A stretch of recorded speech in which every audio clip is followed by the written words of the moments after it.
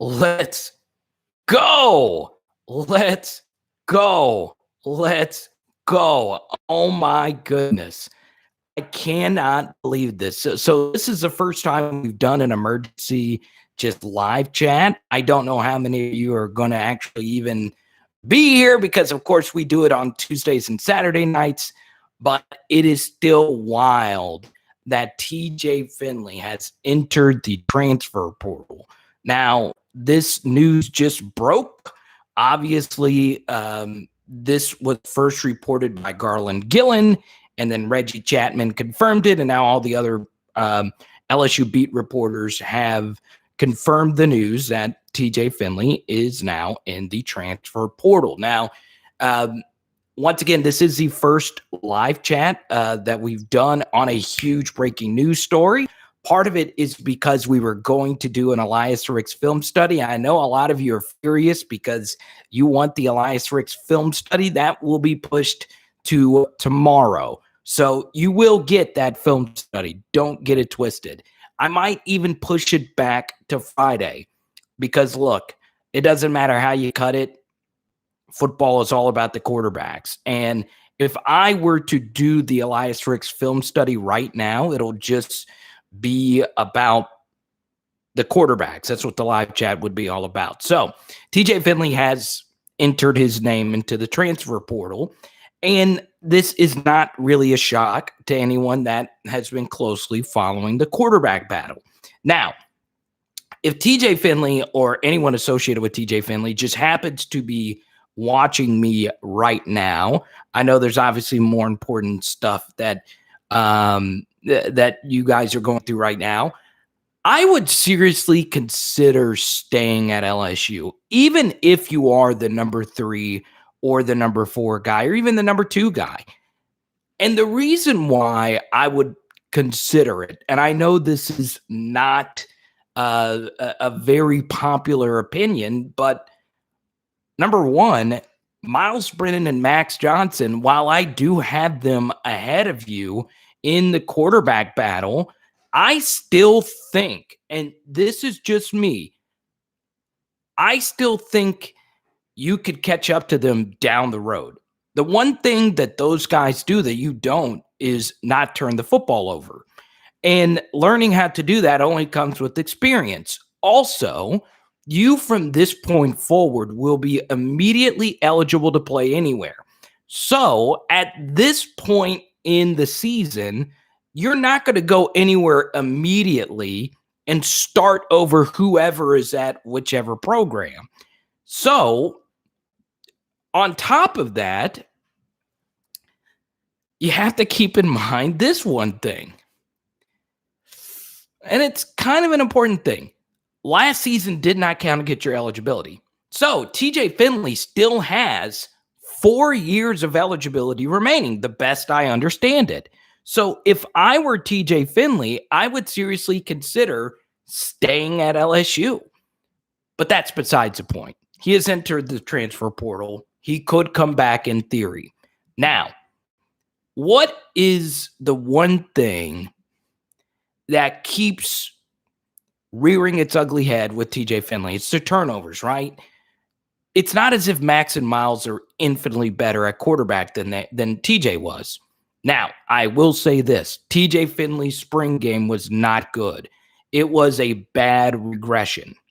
And it is unfortunate that that happened because a spring game is just a spring game, right? Well, this is also true. The turnovers were still bad in the spring game. Both of the interceptions he threw, they weren't ricochets or anything like that. They were bad interceptions. The second one was a missed check down to a wide open Coy Moore, and the first was just a ball thrown into really heavy traffic. And that wasn't good. And he also missed some other throws. They were inaccurate in that game. Now, let's be fair. Last season with TJ Finley, he did play the tougher opponents. No one is denying that. He did play against some really good teams, and Max and Myles did not play against those teams. With that said, those turnovers. And they weren't just turnovers. They were return for interception turnovers, return to the 1 yard line turnovers. That's not good. That's not wrong. That's not good at all. So it is what it is. Mark says, don't get me wrong, I like TJ, but if he transfers, I won't follow him. Yeah, you'll probably still be an LSU fan. I think we're all LSU fans over anyone, really. Let's see. The Great says, if he ends up at Texas A&M, Jimbo probably drooling over this. Yeah, I mean, I think there will be a market for him. I just think he's going to go to somewhere where he knows for sure he's going to be the best quarterback on the roster. Philip says, I am shocked he entered the transfer portal this early. I thought he would wait until the fall to make a decision. Yeah, Philip, I think the spring game sort of sped things up because, even Garrett Nussmeier, who threw 3 interceptions, and all 3 of those interceptions were bad interceptions. Even Garrett Nussmeier in that game had a few promising moments. He had a few really wow type of throws, and he had only been on campus just a few days. TJ Finley had a few good plays, but he wasn't where we thought he would be at this point in the process. And once again, that was just one spring game. He might have been better in all the other practices, but still, based on what we saw a lot of the same stuff. TPVN says, is Cordell Flott still here? I hope so. I think Cordell's going to have a bounce back season. Seems like a good season, but transferring is probably his best shot to play. It's definitely his best shot to play quickly. He could transfer somewhere and automatically be the best quarterback on the roster. Now, here's something else I would consider with TJ Finley. Is there anywhere in the SEC where he could go and immediately be the best quarterback on the roster? I don't know. Ole Miss, he would be no better than number 2. Alabama, he would be no better than number 2. Arkansas, I would probably take KJ Jefferson over TJ Finley, but that's close. Still, he can't go there and just start right away. So as you go down the list, I'm not sure if is this something that we could see him? Could we see him in the SEC somewhere else? Is he better than what Texas A&M has? Well, I haven't really studied Texas A&M's quarterback, but we'll see. But it just depends on where he wants to go, if he could play right away. Now, as with a lot of LSU transfers, a lot do end up going to a Louisiana school that's at a lower level. So they go to UL or they go to McNeese or somewhere there. So it should be interesting. Mo Funky says, good luck to TJ. He should transfer to a smaller conference. Reed says TJ wasn't that good. I agree. But still, I think he could have turned into an SEC starter somewhere. He just wasn't better than Max or Myles. Once again, Max and Myles aren't infinitely great. They're not slam dunks. They're not all SEC for sure slam dunk type of guys. But still, they are better. And they are better than what TJ Finley is right now. Yeah, it is sad to see him go. Ben says, did his inconsistency have something in his play with him transferring? Did his inconsistency have a lot to do with this transferring? Yes, because if he wasn't inconsistent, Max would have never even saw the field against Florida or Ole Miss. It was just really shaky quarterback play, albeit against better competition. The ball security issues just, number one, he's not some explosive, electrifying playmaker. He's a statue. He's not really mobile. But on top of that, when you're not a playmaker that accounts for the turnovers, it's just too much of a risk to have you on the field. So, yeah. Now, this is a good point here from the great. LSU's offensive line will determine the quarterback. The quarterback position needs mobility with holes in the offensive line. I do agree with that to a certain degree. So I know a lot of people point out TJ Finley's performance against Texas A&M as a big reason why he regressed. he was not great in that game, but the LSU offensive line, they weren't that great last season. The Texas A&M game was beyond embarrassing for an offensive line. So, that's what happened there. I can't really fault TJ Finley because I don't think any quarterback, even Joe Burrow, would have been able to succeed behind that offensive line against Texas A&M. They were that bad. Now, Auburn is a different story. He actually had a few really good plays in that Auburn game. It was his turnovers. He had good protection in that game for the most part, and it was his mistakes that he made that really put us behind the 8 ball in that game. So, it's just one of those things. He played immediately as a true freshman. He has more starts than any other quarterback on the roster, but the other 2 guys, Max and Myles, were better. And I think Max and Myles as the number 1 and number 2 guy, I think there was a larger gap between those 2 and TJ than there was between TJ and Garrett. And it is because of the turnovers. And Ed Orgeron, particularly in the past, has been very, very, very prickly about turnovers. That was part of the reason why he prickly as in, bother. I don't want people to think I was calling him, that. I'm just saying like it bothers him as it does with every coaches. But, even go back to the Danny Etling days, it really bothered him to play turnover prone football. That's why he liked Danny Etling so much, because LSU set a record for only 8 turnovers Danny Etling's last season. He only threw 2 picks. Let me see. Durrell says A&M would be his best option. Jamison prototype. Jimbo didn't mind throwing into double coverage. Lower level would develop its potential. And that's the thing. He could go to a lower level and then find his way back on a Division I roster down the road. Of course, we have an Eric Gilbert question. So, yeah, it's pretty wild. But once again, we're going to go live. We're going to be live for a little bit now. So Venmo Cash App, obviously, is the best way to get your question in. I'll answer any question involving TJ Finley. This, of course, is our first live stream because it did happen right before 5:30. So I didn't want you guys to be waiting for the Eli Ricks film study. So I just clicked live, and here we are.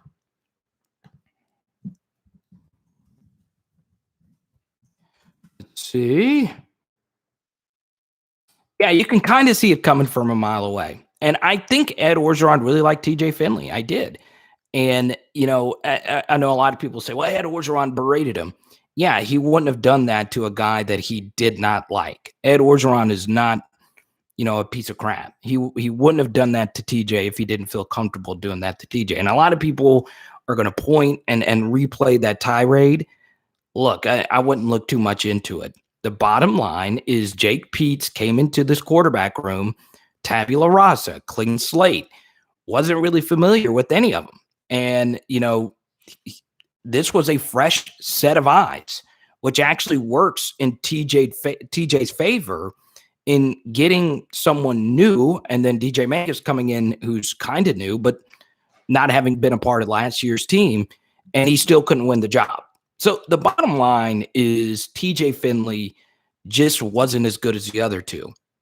I still believe the gap between Max and Myles and everyone else is still pretty wide. Now, Garrett Nussmeier is a clear-cut number 3 guy. You just can't commit the turnovers. And that's going to be the next step for TJ Finley. What can I do to not lose the game? Now, here's the thing. If TJ Finley committed those turnovers, but on top of that scored touchdowns every other drive, a la a Brett Favre, then you can live with that to a certain degree, but that wasn't happening. I know. It sucks. And you grow attached to some of these kids and you start to like them a bunch and it just stinks. It really does stink. But, for me, I always say this about players. Don't get too attached to any single player, because sometimes it's better for the university that a player goes somewhere else. Now, Don't get it twisted. It's always good to have scholarship quarterbacks on the roster, and there's no telling what's going to happen to Myles or Max as far as the portal is concerned. I doubt Garrett Nussmeier is going anywhere within the next year. But 4 quarterbacks is a lot. There's no NFL roster that has 4 starting quarterbacks. There's no high school roster that has 4 starting varsity level quarterbacks. So maybe one guy leaving the room does help with the rotation, does help with practice reps just a little bit, does help with clarity as far as who the guy is going to be. So, maybe it's better for both TJ and LSU that he moves on. Now, of course, I am of the party that believes that the more scholarship quarterbacks you have on the roster, the better. Let's go to PC right here. Better for the coaches to be honest with them now, and he will get a shot somewhere else. Great kid, but I'm still leading the Max Johnson parade. I am too. Look, I'll also share this. I actually believe in Max Johnson as well at this point. With the LSU offensive line being the way that it is right now, you want to have the more mobile option. I'm not sure any pocket quarterback would be able to survive what TJ went through last season and what could potentially be the LSU offensive line going into next season. Now, once again, the LSU offensive line, that was one spring game performance. With that said, it was not encouraging. It was not encouraging at all. So we'll see. But please hit the like button. Once again, Super Chat, Cash App. You can do whatever you want. And obviously, you can get your Power Hour LSU shirt. Now, here's something else I will not miss about TJ Finley. Okay. The first thing I hated about TJ Finley was the discourse. Whenever I was positive of TJ Finley, people said, it's obvious you want TJ Finley to be the quarterback. And then when I was ever critical of TJ Finley, it was, dude, you're counting TJ Finley out. Understand. I want the best quarterback to be the starting quarterback. Okay. The TJ Finley discourse was not the healthiest on here because there's obviously a lot of personal ties to TJ Finley. He's there's always a cheering of 3 stars in Louisiana, and he is, a Louisiana guy from Ponchatoula High School. We have a lot of viewers in Ponchatoula. I hate it for him. I hate it that it didn't work out, but I'm not going to miss the constant. You're biased towards TJ. You hate it. No, I'm just not going to miss that at all. Let's see. Donovan says, I wish you would have stayed for insurance purposes. Yeah, you never know what's going to happen to quarterbacks. Take a look at Clemson. Someone mentioned DJ Uiagalelei in the chat. Clemson is really hoping to get something in the portal at quarterback to back up DJ Uiagalelei.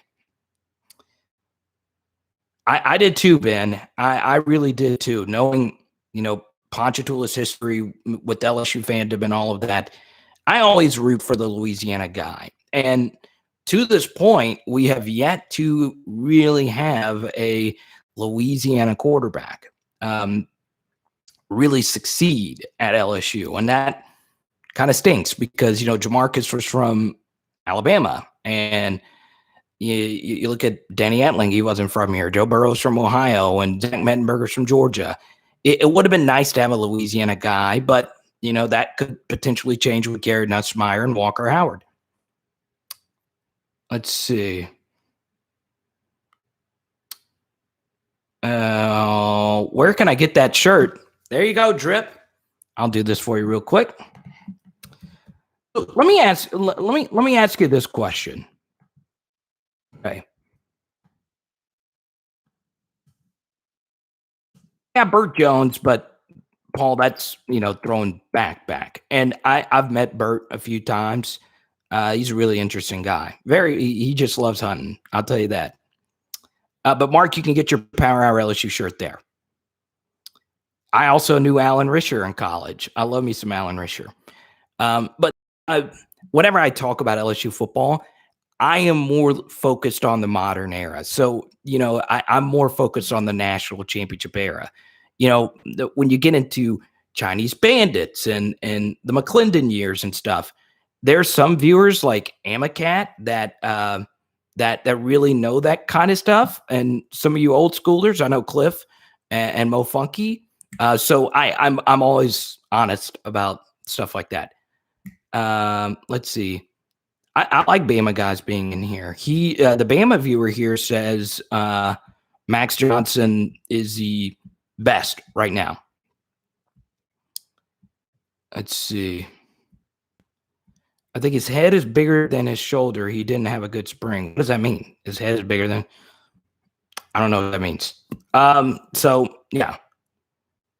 Mike says TJ has a monster arm, but it's like asking to have Russell play for us again. I think his arm strength contributes to his failures or starting quarterback messes with his accuracy. And you know what's funny? TJ mentioned that. There's an interview he did with Emily Dixon, and it was a really good interview. And TJ was talking, and here's the thing. TJ's a very knowledgeable guy. I mean, he knows the game. And he said, and it's rare you hear a quarterback, especially at his age, say this.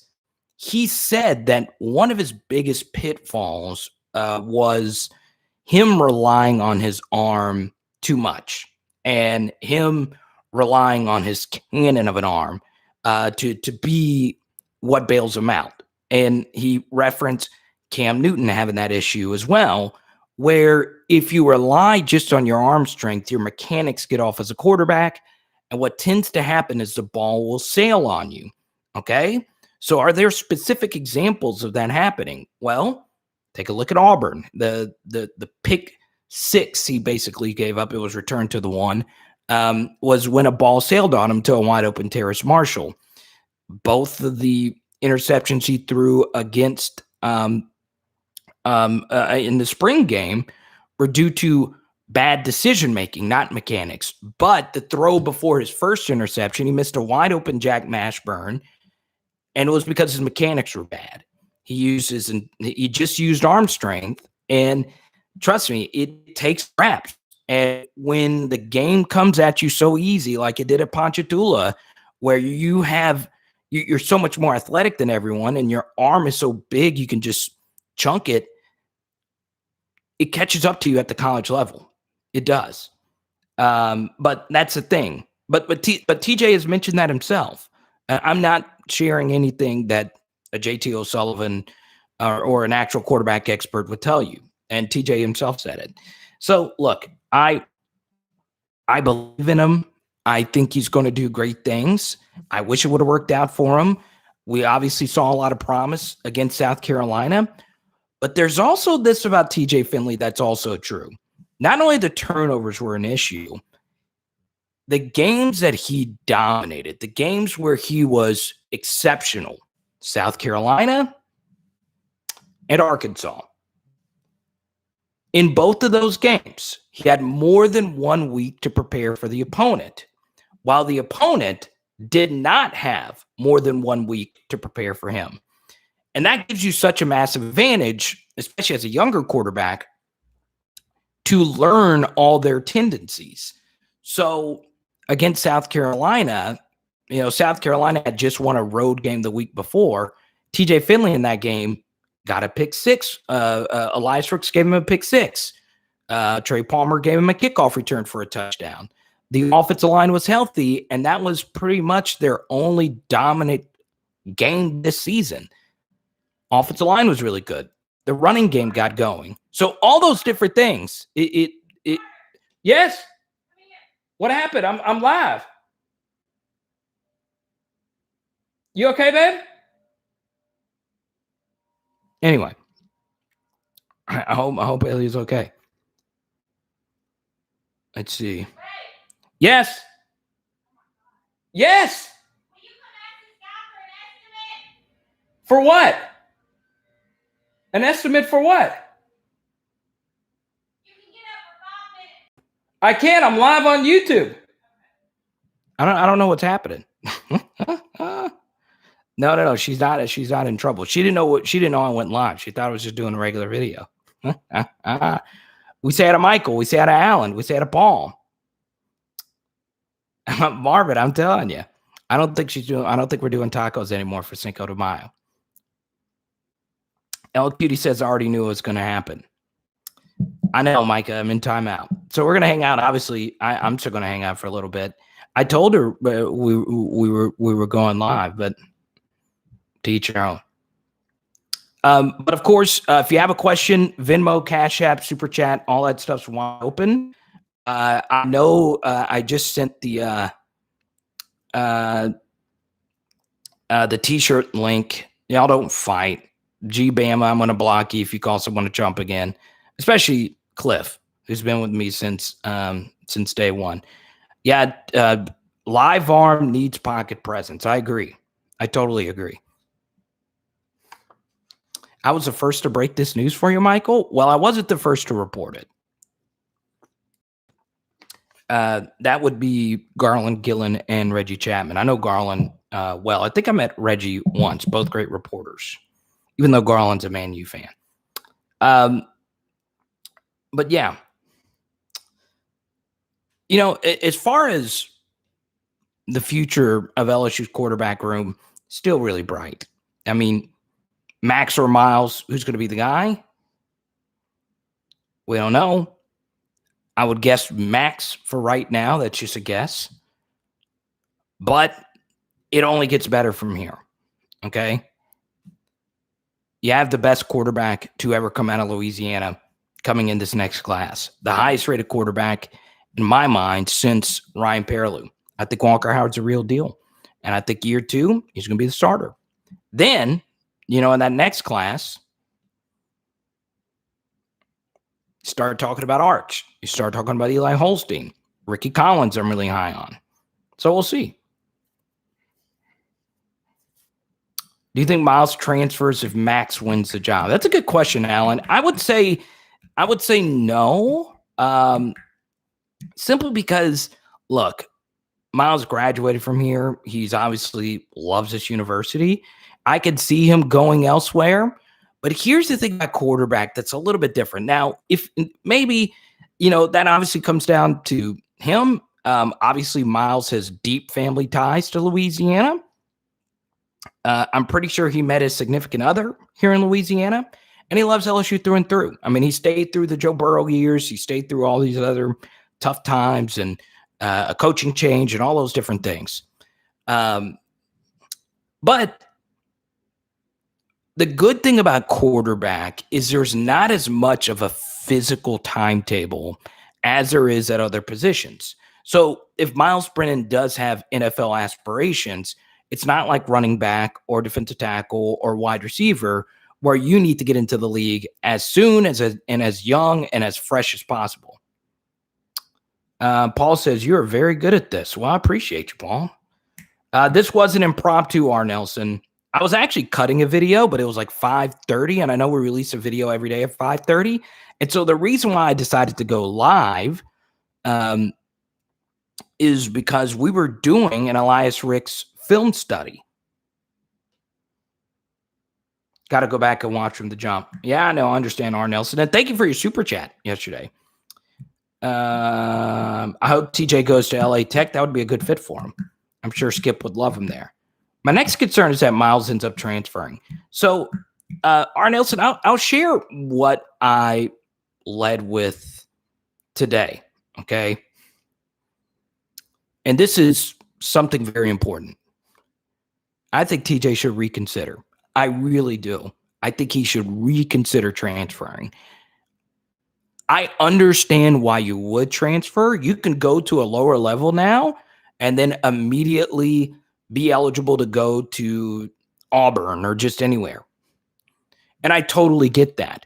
But there's a few things you have to consider. Number one, wherever you transfer to now, the likelihood of you starting at that school the next season is not that high.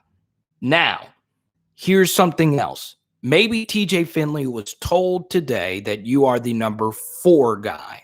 Now, if he was told you are the number 4 guy, then I would pack my bags. But unless I was told that, I would probably stay.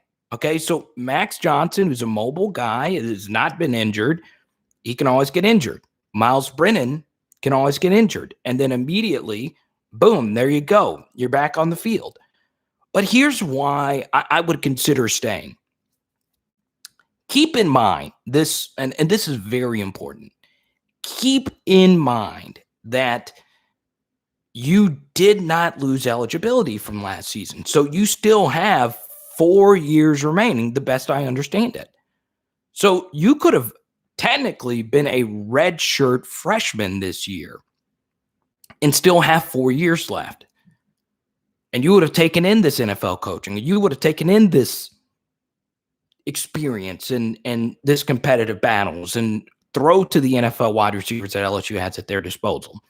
Obviously, at quarterback, playing is the most important thing, especially if you have NFL aspirations. But I totally understand staying another season, even if you are the number 3 guy.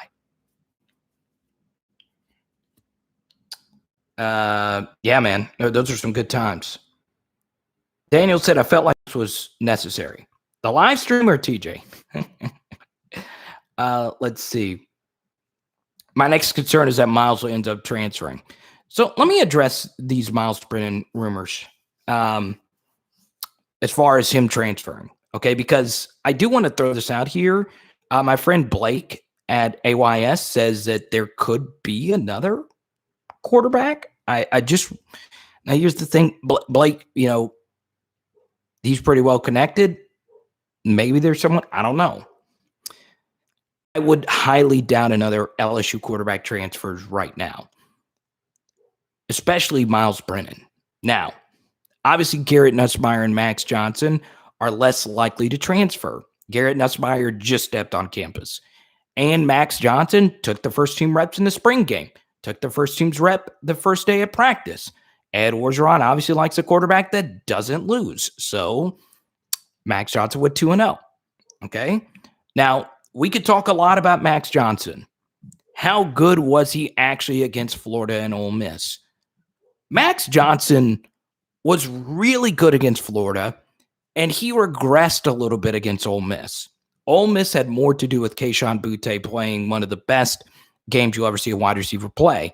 Max Johnson against Ole Miss, who was the only other SEC West defense that was worse than LSU's, which is still debatable.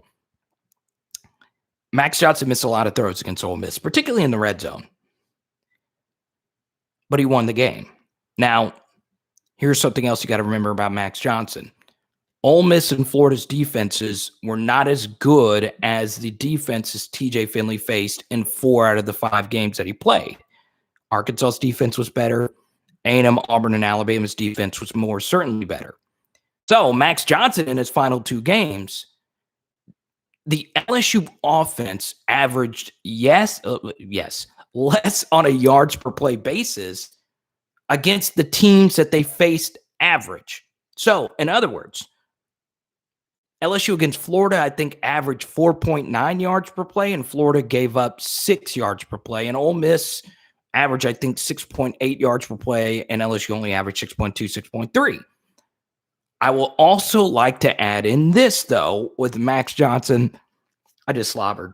I did that yesterday in a video, and I left it in, and I could have cut it out. That was embarrassing. Oh, Carter, you're a super – I get a good compliment. Carter, you're a super good broadcaster. And then slobber. And then I got Haley yelling at me, slobber. She's going to be so mad. She's going to be like, we had a Cinco de Mayo planned with margaritas. And she had a long day at work. But this is the thing. LSU football news never stops. And it's all good. But here's the thing about Max Johnson. Okay, so in those games, the wide receivers decided to have the worst case of the drops that we've ever seen. What was going on with the drops in those games? It was truly insane. John Trey Kirkland had one of the worst drops I've ever seen against Florida. And we had some bad drops against Ole Miss. And I was like, what's going on? So Max Johnson, of course, had to deal with that as well. So we'll see. Yeah, we're still live, baby. We're on live. You hired a lawn service? Do you understand how hard this yard is to do? I could have gone out there and mowed it. You've never mowed a yard in your life. For $75, I'm letting him do it. Well, then tell him to take my card. I just got a super chat. Tell him to take the card. I'm writing him a check. Tell him to say hi to everyone. His name is Fennard Hicks. I've got his card, $75 every 2 weeks to get our yard mowed. All right, we're going to have to step the super chat game up. We're going to need some people buying some You shirts. want to go out there and mow it? I just busted my butt. No, I was going to You've mow. never pushed a mower in your life. Don't give me that. I'm already frustrated at you. Because of what? This is not my fault. Tell them to give them the $75. Great. $75 every 2 weeks. And now we got the rent. And then, it's going to be tough, guys. It's hard on these LSU streets. TJ, why'd you have to transfer now? Now! We could just be doing the Elias Ricks film study together. But that's the world we live in. You ever notice that news never breaks conveniently? By the way, Denard Lawn Services, $75 per lawn. So Denard is our first ever. No, it's not a sponsor. Tell Denard I'll give him free mentions on the stream. Hit Stick, what's good, man? I love TJ, but unfortunately, the moment the Florida game ended, public opinion immediately shifted to Max being the starter, whether justified or not. Well, I couldn't. We had to go live for the TJ Finley news. And I said he ain't never mowed a yard in his damn life. I've never mowed a lawn.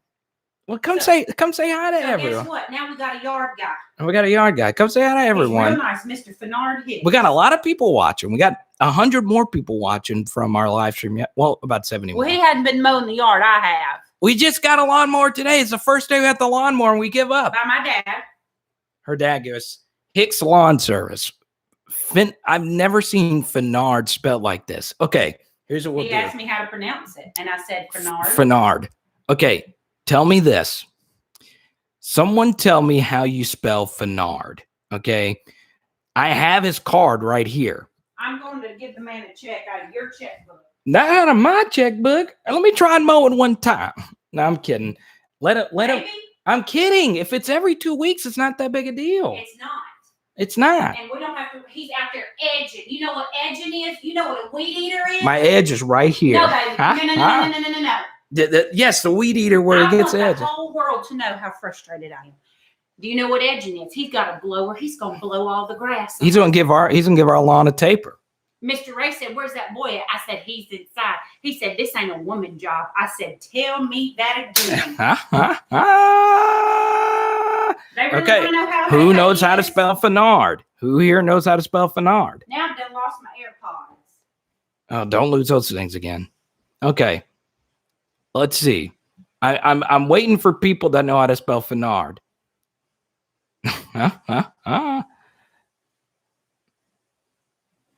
Wait, is 75 a good cost for lawn services? I mean, can we not get 50? Haley's negotiating tactics could be a lot better.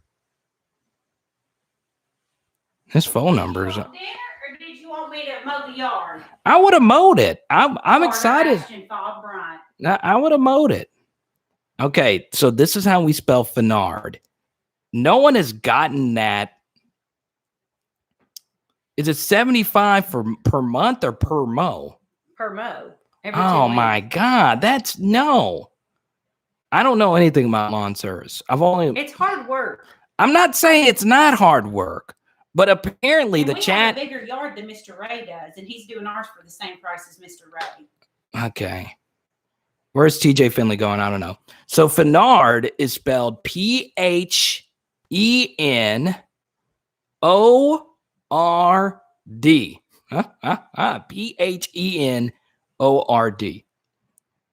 A lot of people watching this chat for the first time probably think we're nuts.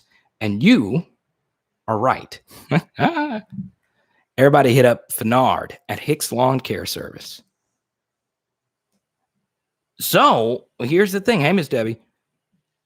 Today was the first day. I didn't know we were getting our lawnmower today. Okay. And guess what? We get it today. And the TJ Finley news breaks. I didn't know we were getting it at Haley showed up here with the lawnmower at like 5:15, and the TJ Finley news broke. And the piece that I'd been working on for 2 freaking months, I was getting like, I reached out to an NFL defensive back to get some tips on Elias Ricks, and all this happens. I mean, it's a sizable, it's not that big of a yard. Joanne to go learn how to cut grass. Johnny says TJ's talent and arm strength may be the best of the bunch. However, his judgment is awful. At this level of football, we can't take a chance with his judgment. I agree. I'm not shocked at all. Too many great QBs, something we barely had in the past. Yeah, you know what's interesting? I would take TJ Finley over a lot of people. I would take him over Jarrett Lee, Jordan Jefferson, Anthony Jennings, Brandon Harris, a lot of quarterbacks that have played at LSU, honestly. TJ was better than a lot of them. But honestly, he was not ready to play last season. Honestly, no true freshman is ready to play as a true freshman. I mean, Trevor Lawrence's are a dime a dozen. It's just, a lot of things didn't go his way. The first thing, of course, was playing against such great teams without that many great players around you and an offensive line that was very inconsistent.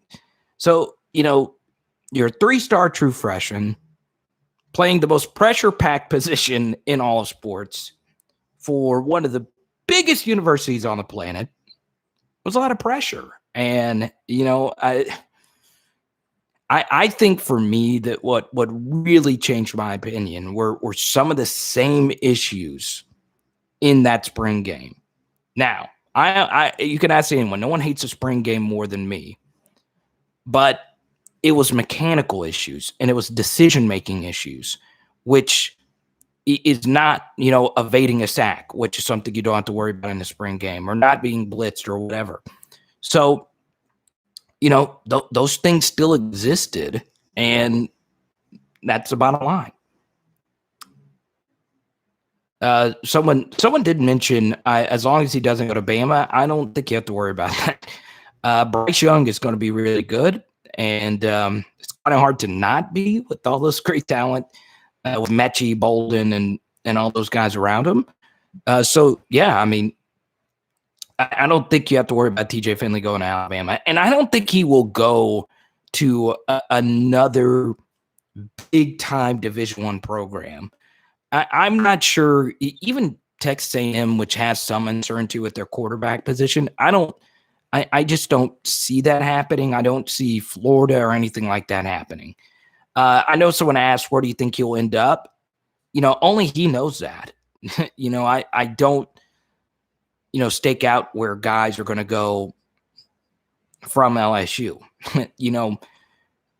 You look at some other potential big Division I colleges. He's obviously not going to go to Oklahoma. He's obviously not going to go to North Carolina. He's not going to go to Miami. I mean, all these. He's not going to go to USC. So I'm thinking about quarterbacks or schools that would be TJ friendly offenses. Ole Miss? No, I don't see that. So yeah, I think it's going to be somewhere where he can play. And if he has a really good season, he can come back up to the Division I level and prove himself. Jawan says maybe Tennessee, and maybe that would be a good spot. But Tennessee's really young at that quarterback position. They got the young man out of Texas who was a top 10 QB, and then they got the other QB from Eric Gilbert's high school, Harrison Bailey, who is TJ's age.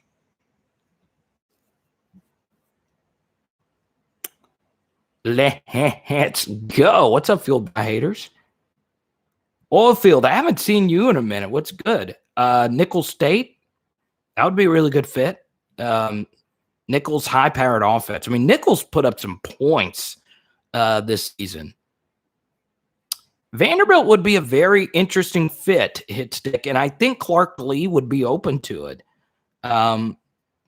Clark Lee, Barton Simmons at Vanderbilt, very open-minded university as far as, thinking outside the box, and this would be an outside-the-box transfer. I think TJ just winning games at LSU would interest a lot of people. And look, once again, this is still very young in his maturation process. But I do agree with Debbie. He does need a lot of work in his game. Obviously, the footwork is, the biggest issue. To me, it wasn't – this was the thing that bothered me in the spring game. It wasn't necessarily the interceptions, okay, because both of the interceptions, he was trying to drive the football down the field, okay?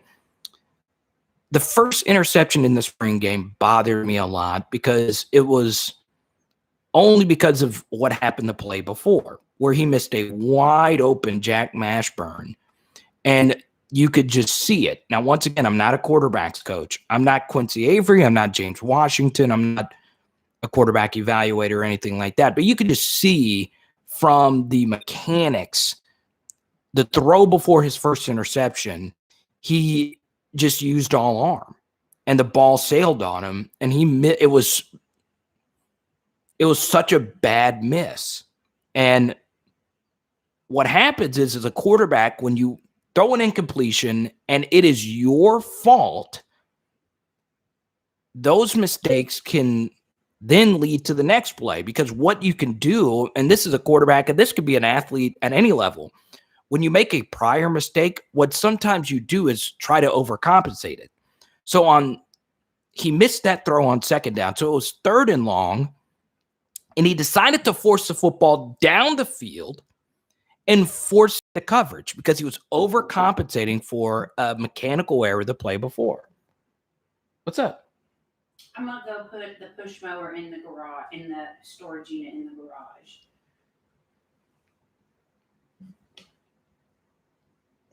Okay, well, we'll have people say, "Oh, I didn't cargo mow." Yeah, they're but they understand this is a big store. On my side, otherwise I don't like any of them anymore. Debbie just joined. Debbie just asked about you. Well, we got Booger's ashes back today. We did get Booger's ashes today. So we did get Booger's ashes today, which was good closure for us. Cyrus says Finley is not a competitor if he transfers. He had a terrible spring game, and his judgment is very questionable. He was blessed to get this experience in first year and played okay. I wouldn't say he's not a competitor. If he wasn't a competitor, then he would have never come to LSU with another quarterback rated higher. You want to show him? Okay. All right, everyone. This is Haley's first look at this, too.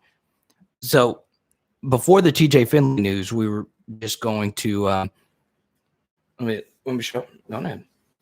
Show it. Everyone, this is Bernie's. Don't tip it too much. I'm not going to tip it. It's Bernie's ashes. I'm going to fold it down in loving memory of our baby girl. We just got him in today. And this is pretty nice. My baby. Our baby girl. We love her. Hey, Shiggy. No, I'm mad at you. No, you can give me Shiggy. Is he screwed in good? Yeah, it's screwed in there. Okay.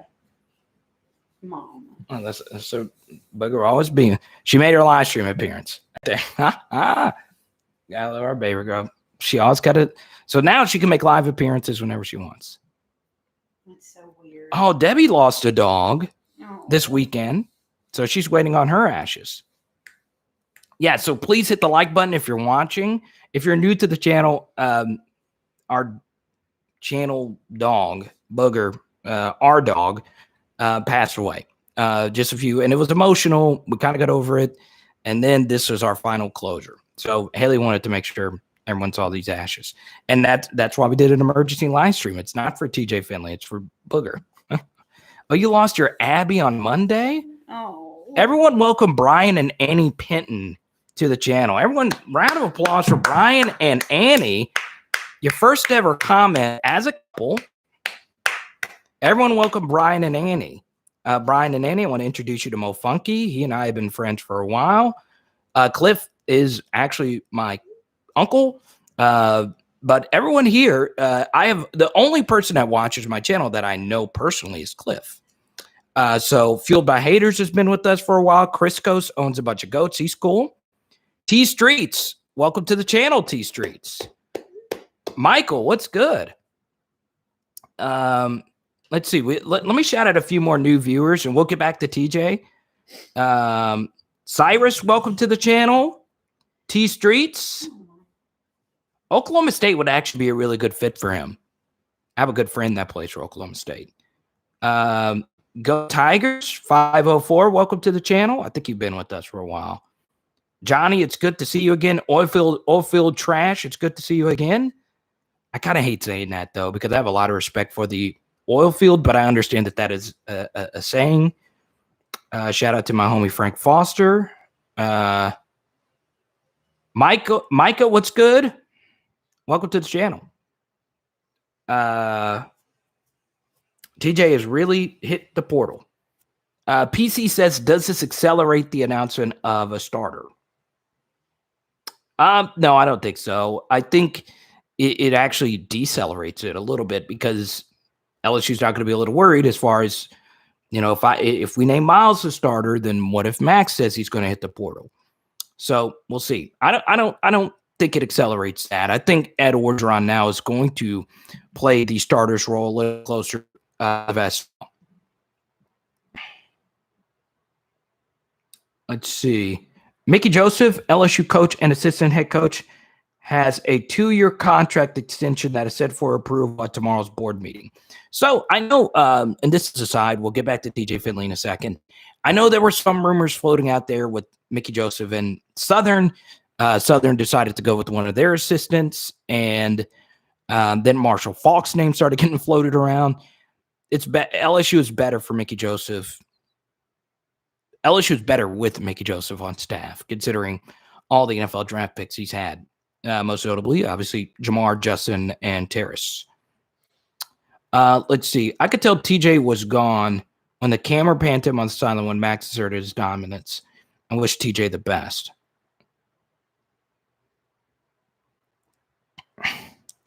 Oh, Brian? Okay. Haley just left. But Brian, it's going to not make sense. And Lewis is actually the president of the Power Hour LSU Truck Drivers Club. I don't think Lewis is in here right now. So, Brian, I do want to say this. I am fascinated with truck drivers. I actually spoke to my one close truck driver friend earlier today. His name's Ben. And Ben is a beast of a truck driver. Beast. I am obsessed with truck drivers. Obsessed. I'm not making that up. I am not making that up. I think about them all the time. I will watch an 18-wheeler back into a tight space. It is a thing of beauty. I don't know how the freak y'all do that. It makes no sense. This view, how can you even see? How can you even see when you back in? It blows my mind. Like, you guys are some of the most skilled workers, and there's like hundreds of thousands of you, and all of you can do this thing that is utterly ridiculous. And you got to clean the truck. Then you got to, you can only drive 12 hours at a time. And then, you guys have to deal with knee pain and blood pressure issues and all these different things because you're sitting for such long periods of time. I will go on long tangents about my fascination with truck drivers. Lana Rhodes versus Riley Reed. Myles will start. Max will back him up and play as well. Let's see. T Streets. Okay. We're welcoming T Streets to the channel. What's good, my brother? Active duty Navy, Louisiana native, New Orleans born and raised, stationed in Tennessee. So here's the thing, T Streets. It's interesting because it's easier for us to be LSU fans because we win. We win a lot, right? We've won 3 national championships since 2003. One thing people do not think about is how freaking hardcore Tennessee fans are. Despite them being horrible horrible for so long. Peerless Price is not walking through that door. T. Martin is not walking through that door. That guy who has a huge forehead, what's his name? Peyton Manning is not walking through that door. Kidding. I like Peyton. Arch, I hope you're not watching this. It was a joke. Come to LSU, I think. Tremaine, I thought TJ was going to wait a little bit, but you're all right. Tremaine's got some sources out in Las Vegas. I see you, my brother. I'm telling you, Mick is behind on the stream, but I'm not happy with Haley's negotiation tactics. I'm going to call up Fennard.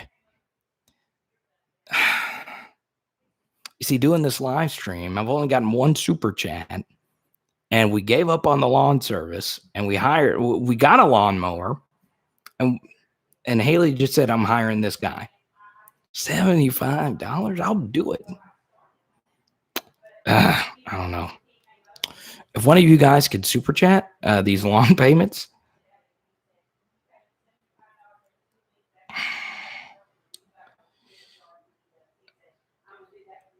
Understand the body language with TJ Finley. If you can, Cyrus, send me photos of TJ Finley's body language. I want to see the specific examples of bad body language. You know, I don't know. Jawan, I'm telling you.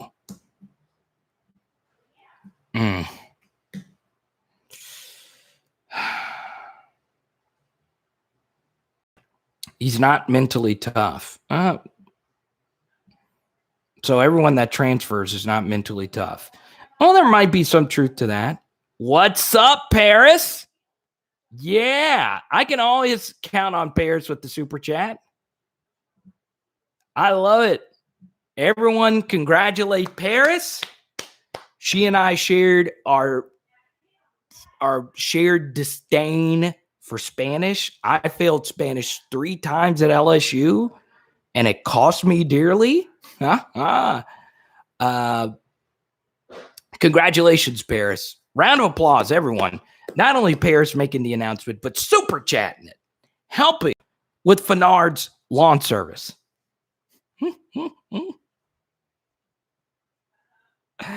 Oh, man. That is so good. Well, congrats, Paris. That is so great. All I know is uno, dos, tres is ABC. That's all the Spanish I know. Congratulations.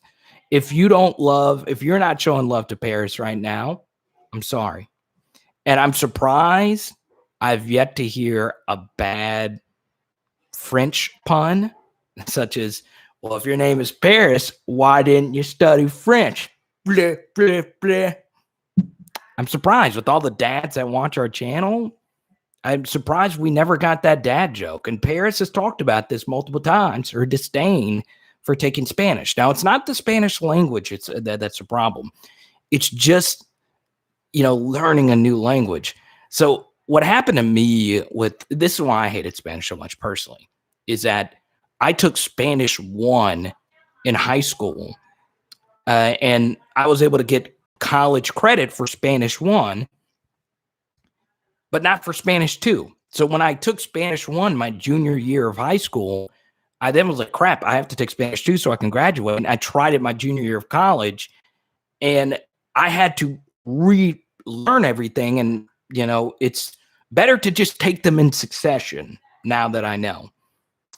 But in the long term, if you're a sports reporter, it's better if you're bilingual. Look at Pedro Gomez, rest in peace, one of my favorite ESPN reporters of all time. At the Home Run Derby, he would interview a baseball player in English and Spanish. So in the long term, it did kind of hurt me. Michael knows Spanish. I know, Cliff. I don't. Man, this grass, the TJ Finley thing is one thing, but this grass negotiation tactic, it was. Because here's the thing. the price that people are going to start with is not the number that they'll do it with. I think she could have got it for 50. There is a huge difference between 75 for every 2 weeks. I'm going to call Fennard and say, look, I got someone else, but I'll retain you if you can give me $100 a month. I don't mind $100 a month. $150. Our lawn is not that big. Okay. For those that don't know, we used to live in a shack. Okay. Then the ice storm happened. So we had to find a new place, and the Lord blessed us with this lovely crib. Okay. So timeline, our dog that Haley's had for 14 years, that I've had for 5 years since we've been dating, passed. So it's been a rough couple of weeks, which is why, you saw Bernie's ashes. So this is the first time we've had like a lawn, right? We had like a little lawn at our old shack, but it was owned by someone else and we didn't have to mow it. Now we're in this position of mowing, and I never got the opportunity to mow. I was going to mow after the Eli Ricks film study because at 5 o'clock, I learned that we have a lawnmower. And then 10 seconds after we have a lawnmower, we're hiring someone else to do the lawn. I do not live in Louisiana. Donna Esther, Eric Gilbert. Thank you, Cyrus. I appreciate that. What do you think about TJ to Florida? I think Florida likes what they have at quarterback right now. They have, I wouldn't be on fire with what they have, but they have number 5 and number 2. Their names slipped my mind. They're very experienced. They know the offense and the underground method, the best LSU sports content out there. You rock, bro. I wouldn't say I'm the best. There's some people way better than me. But method, I'm just trying my best every single day to grind it out. But here's the thing. Don't be body language police. I don't understand body language police. Okay? Every quarterback has bad body language at times. Okay? If anyone could send me the evidence of TJ Finley's bad body language on the sideline, please send it to me. Please. Okay? Like, way off to the side, totally disinterested, talking to people in the crowd. Just send it to me. I'd like to see it. I would like to see it because I don't know if that exists. Yeah, it's just one of those things. And once again, TJ should have never even played last season. You have to keep that in mind. So, that's why I was really critical of his spring game performance. Even though it was just one game, the same mistakes he was making last season, he was making in the spring game. So that showed me, in that little bit of sample, that there wasn't much growth from last season to this season. Okay. But with that said, I was watching TJ Finley's Arkansas performance. It was pretty good. It was actually better than what I initially remembered. And I was watching it this morning. And it was really good. It was really good. So, it's one of those things. I don't think you should just say, well, TJ Finley's a bad quarterback. He's not a great quarterback now. Not many quarterbacks are great in year 2. You think of some of the best college quarterbacks ever. More than half of them this past decade. Think of the best college quarterbacks that are out there transferred. And there is something mentally that happens to you when you have to pack your bags and go somewhere else. It's one of the first times in life a program is basically saying, you're not good enough. You're not good enough. You're not better than the guys that we already have. You might be good enough down the road, but you're going to have to wait. So when you pack your bags and you go somewhere else, there is a chip on your shoulder that never leaves you. Ask Joe Burrow about that. Ask Justin Fields about that. Ask any great quarterback that has decided to go elsewhere. How about the quarterback with the biggest chip on his shoulder, Baker Mayfield. Now, he is a legit quarterback who was told he was not good enough. There's something that happens to you when you transfer that changes.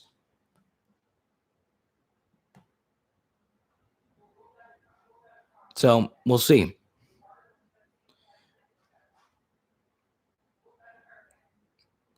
Okay, so Underground Method, thank you for your super chat. So I'm not saying you. I was talking about Cyrus, who said his body language was bad. But I really with this, it's a little bit different. He had a look of disbelief and shook his head like he knew he lost his spot. I could be wrong. It's just what it looked like to me. Yeah, I think all quarterbacks go through that. You know who else had that look on their face? Drew Bledsoe. That look of, oh my God, I might not ever see the field again for my team. And that's the scary thing about quarterback play.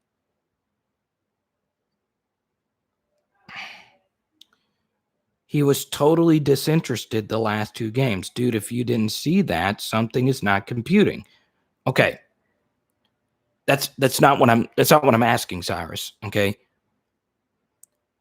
How was he disinterested? If you can show me now, Cyrus, you could have been at the game and you could have seen it. I don't know.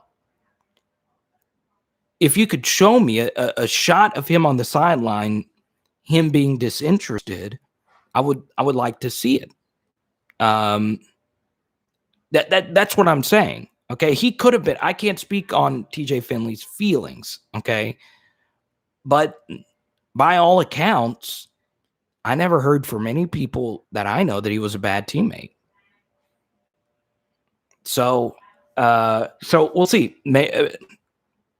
That's the thing, Cyrus. I don't recall seeing that. But then again, you know, if you watch some of my content, I do look at people on the sideline from time to time, but I tend to focus on the guys that are actually playing as well. Let's see. If it was Max Johnson who decided to transfer, y'all find something to hate on him about too. Yeah. Jared says, what's the latest on Eric Gilbert anyway? Is he playing here or what? Any idea?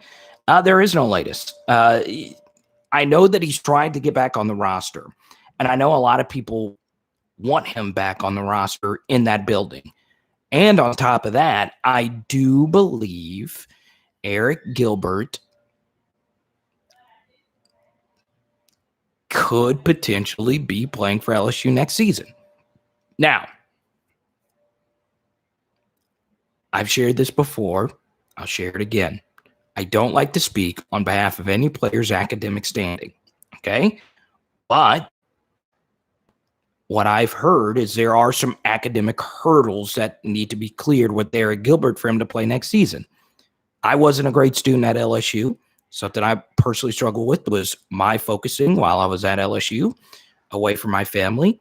And, you know, it was tough for me as a student, so I can relate. But if there is something academic that needs to be hurdled, we'll see. Can Eric Gilbert play? How quickly? So let's just say everything is dandy, and he's allowed to dress out and play day one, and he can go out there. Okay. So if that happens, if he can, does he know the playbook? Does he have a good relationship with Jake Peets and DJ Mangus? How does the rest of the locker room feel about him coming back? So that's also up in the air. So here's the thing. You know, I get, we talk about this all the time. I get Eric Gilbert questions every single day. It's my Instagram everywhere. It's kind of hard to say if he is just ready to go right now. What's up, Christian? I've been waiting for you, man. I think TJ will be great wherever he ends. I'm not going to bash him for leaving. A player has to do what is best for them. If they truly believe they are not going to have a chance to play, then they should transfer. Paris says 6 summer classes and Eric Gilbert will be fine. He will tutors help him if he's willing to work. Yeah, that's true. Trust me. LSU is not Vanderbilt. LSU's not Stanford. There is not some huge academic standing you need to be in order to play at LSU. So that can be worked with, especially in the SEC.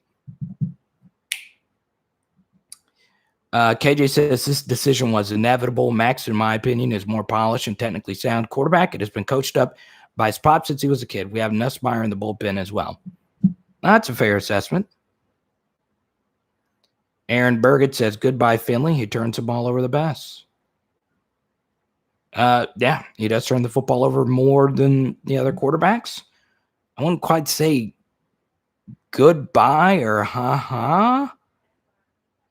Yeah, it sucks when a player leaves. Finley doesn't want to be a bust like Burrow and Russell. Number 1 overall pick, generational wealth. I mean, I will happily switch spots with Jamarcus Russell and Joe Burrow. Max is definitely a better runner than his dad. So we'll see. I can't blame TJ. Writing was on the wall with this position on the depth chart. Yeah, I agree. But once again, if I'm TJ Finley, I would rethink this decision and potentially come back and be a part of this quarterback room. So don't give a new commenter that much leeway. You know, what's the best way to get an Alabama chat fired up? Go in there and say Tua's a bust. That's essentially the same thing that's happening here. LSU's keys don't do good in the NFL. Finley wants to be a stud in the NFL. Okay. So Finley, if he wants to be a stud in the NFL, should transfer to Michigan. That's the answer. The greatest quarterback of all time went to Michigan. Or go to Cal. Cal's had 2 quarterbacks in the last decade and a half go to Super Bowls. Go to Cal. Go be a Cal Bear. That's the answer. Sadly, LSU is only good for wide receivers. Okay. Let's see. Devin White, Daniil Hunter, Leonard Fournette. I can go on and on. But Carlos is just going to keep taking L's. So that's fine. Yeah, I know, Cyrus. I understand you're disappointed. I am too. But I also, you know, especially now, I don't think we should be. Look, let me ask you this. And this is key. How many quarterbacks, how many players in the past, pre the new transfer rules, say 10 years ago, how many quarterbacks would transfer? How many more players would transfer? I'll tell you this. A lot of players that are transferring now would not be transferring if we weren't in the era that we're in right now. So, you know, it's just the way things are now.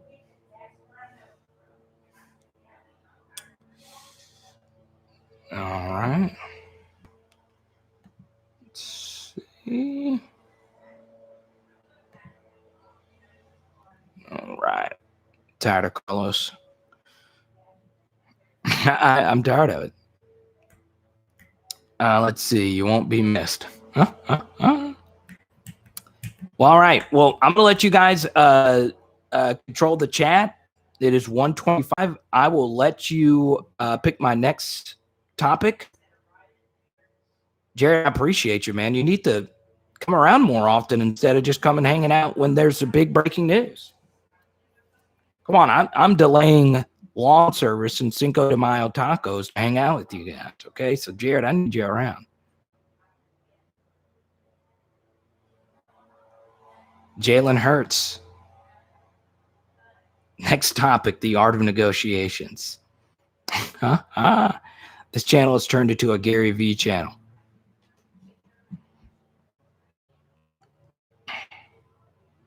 But I am really down at the Finley news. I really wanted him to succeed. I really did.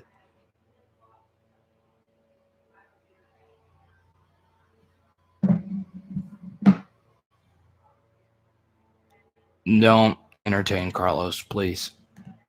He's controlling.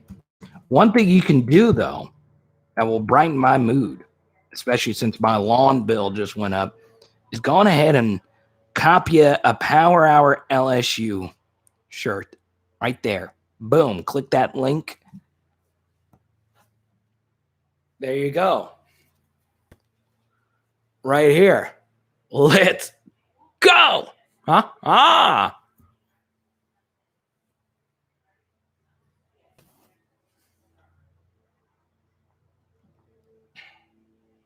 There we go.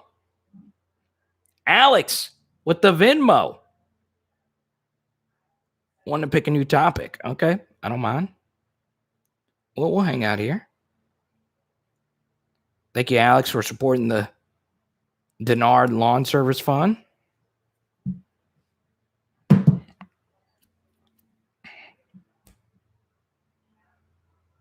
Win-loss next season. Okay. So, this is how I always answer this question.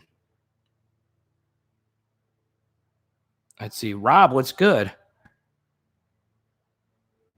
All I know is I beat you at a game of left, right, left, Carter, when you worked for the Eldo radio station for $100 bills. Love your content. And I do not remember that at all. I miss doing radio a little bit. I miss doing radio.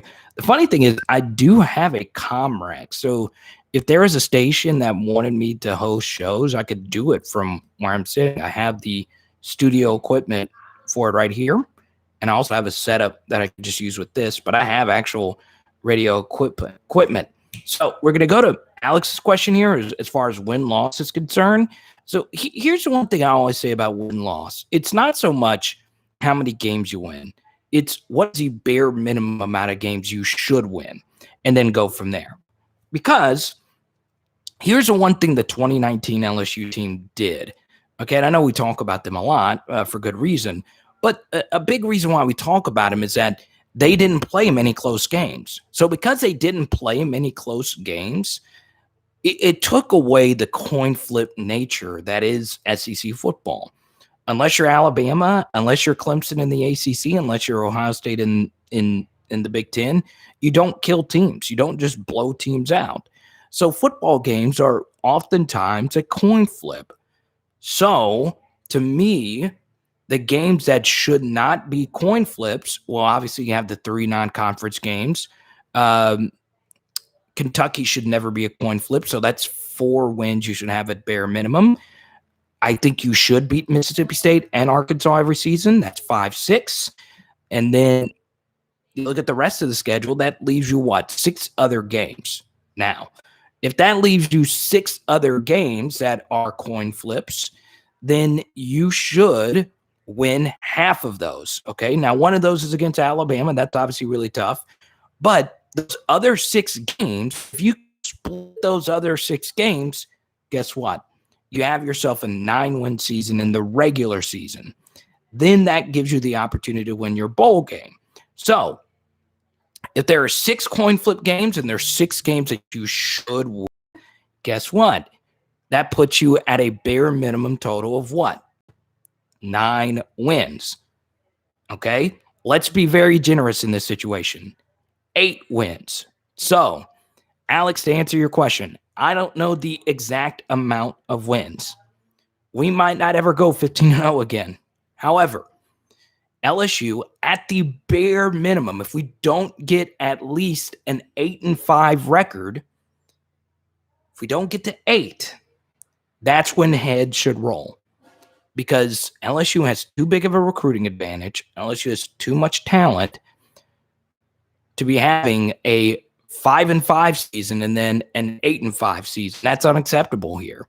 So I'm predicting a 10-3 record for right now. 10-3 is really good. And you have to keep this in mind. I know we always compare to 2019. So that 2019 team would have gone 15-0 against any team on their schedule. With that said, the SEC was significantly weaker at the bottom then. Ole Miss still had Not so ideal coaching, and they get Lane Kiffin, which is a huge upgrade. Mississippi State had Joe Moorhead. They get an upgrade with Mike Leach. Arkansas had the worst SEC coach of all time. They get a big upgrade in Sam Pittman. So the three bottom dwellers in the SEC all got better. I think Auburn took a step back with their new coaching staff. And I think Texas A&M has gotten better since then. But Auburn is still going to be formidable, especially if they get this Donovan Kaufman transfer.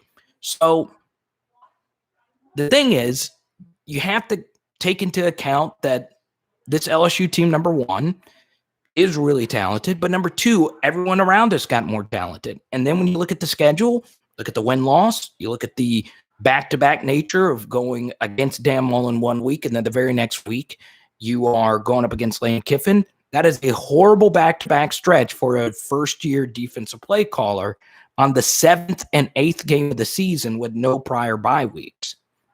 So that's going to be a tough 2-0 stretch. And then, of course, you got Alabama, and then you got all these different things. So to me, a 10-3 record would be really, really good for LSU. Now, we're a championship program. We want to get to where we win an 11, 12, and contending for playoffs every season. Well, the bottom line is none of that matters unless you beat Alabama. So we'll see what happens there. So a bare minimum amount of wins next season is 8. That is the bare minimum that you should allow. If there's anything less than 8, there needs to be drastic changes that need to happen. 9 is fine. 10 is really good. 11, we got the right staff to challenge for college football playoffs to get 11 wins with this schedule. 12, you're in the college football playoff. Obviously, 13, 14, 15, you're winning it. So that's my take on it. Alex, thank you for the super chat. I really appreciate that. I think this is a 10-3 roster. All right. Kane with the super chat. Carter, why does a non-blue chip quarterback get such a reaction from his own fan base? Is it unreal? I don't understand it. I don't. I mean, think about it this way. TJ Finley was never supposed to play in his true freshman season. So that doesn't absolve him from his turnover mistakes, but it does make you understand them just a little bit more. Now, look, there are some 3-star quarterbacks that go on to win Heismans and become all-time greats.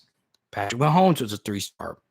Lamar Jackson, Marcus Mariota, Johnny Manziel, Baker Mayfield. That list goes on and on. There's a lot of 3-star quarterbacks that turn out to be great. More often than not, they are not great talents. TJ was a lot better than what I thought last season. I thought as a 3-star pocket quarterback with no mobility, he would be just totally overwhelmed with everything. He was really good at some points. But the turnovers, which is very common for true freshman quarterbacks, just became just too overwhelming. His mechanics were sloppy in the spring game. You know, sometimes you have bad outings. So I would have liked to see him wait it out, but I don't understand why there is joy that he's leaving. I've never understood that. And on this channel, I've said that, and Kane is my witness, and a lot of people is my witness. I said this for so long. I said it for so long. I never understood why people would comment on my channel and rejoice and say, we need TJ to transfer. We need him to go. I never understood it. Never understood it. We did, T, and we discussed that. We actually talked about it for 30 minutes on here. Debbie, it's an actual Westminster dog trainer, and she was giving us some good tips on that. Yeah, we are looking at some more pops. So I'm glad you asked, T. I know you just met me, which is kind of weird. But, yeah, we have looked. Tyler, you did send me a Venmo. I was answering super chat. Ooh, good question, Tyler. Really good question. So Tyler asked me a question that I get passionate about, but I'm kind of scared when I talk about it because if you, I get my YouTube analytics. So my YouTube analytics show me what people actually like and what people don't like. And the one thing that you guys do not like to watch is NFL content. anytime I do NFL content from former LSU players, people just don't watch. But I love it. I love the NFL. I love when our guys do well at the next level. And Tyler asked a very interesting question. Will Ja'Marr Chase win Offensive Rookie of the Year? He said he will beat every single Bengals record. Okay. So, Tyler, here's what I'll do. I'll ask the chat. Who is your pick for Offensive Rookie of the Year? Answer in the chat right now. Now, here's the thing, fellow LSU fans. It could very well be Devonta Smith. He's probably already the best receiver on that roster. Okay? I don't know if Ja'Marr Chase is the best receiver on his roster right now because they have a lot of talent in Tyler Boyd and T. Higgins. Now, his ceiling is infinitely higher. But I don't know if the Eagles have another good wide receiver on their team. I know they have 2 older tight ends, and they have Jalen Reagor. But yeah, I think Ja'Marr can. If Trevor Lawrence is any good, he's going to win it simply because, he's such a big star. But bias, I'm going to pick Ja'Marr Chase. Now, Bengals first-round picks have an unfortunate track record in their rookie seasons of getting hurt. So obviously Ja'Marr's health is going to be the most important thing. But yeah, I think he's going to be a star. I think he makes minimum 3 Pro Bowlers as an NFL player. Tyler, your pick is Trey Lance. Very interesting. The thing about Trey Lance is he even going to start? I think San Francisco is going to start Jimmy Garoppolo. I do.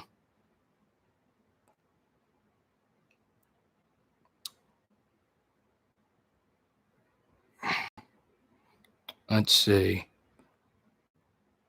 Alan, that's a good question. Maybe it's Terrace Marshall. Alan says Marshall because he already knows the playbook and will play right away. Okay. Something else about Terrace Marshall. Very similar position to Justin Jefferson last season. Okay. Middle tierish quarterback and Sam Darnold. Kirk Cousins is better than Sam Darnold. But they're very similar quarterbacks. So Sam Darnold, even at his peak, won't be one of the best quarterbacks in the NFL. The same thing with Kirk Cousins. Something else about Terrace Marshall is he is going to be the number 2 guy, like Justin Jefferson, and potentially could roll into that number 1 guy.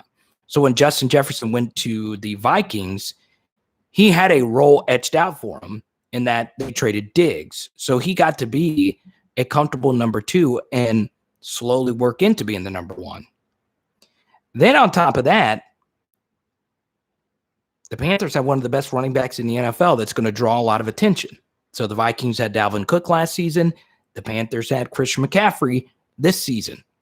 So Terrace Marshall is going to be in a really good spot. Now, here's something that really interested me. And Tyler, I want your thoughts on this because you were the one that Venmo'd me. Terrace Marshall had bad medicals coming back from NFL reporters. Now, what's interesting, not NFL reporters, like actual NFL personnel. And I don't know what his medicals could have been. He was healthy this entire season, and he opted out. Now, the medical red flags could be his serious high school injury, which, I remember him breaking his leg like his second week of his high school season, and then he had a injury his sophomore season, but nothing really serious. He wasn't really injured in that sophomore season. So maybe 2 separate injuries gave him an injury red flag. I don't know. But Terrace Marshall could very well outperform Ja'Marr Chase and it not be surprising at all, especially considering Ja'Marr Chase didn't play at all last season.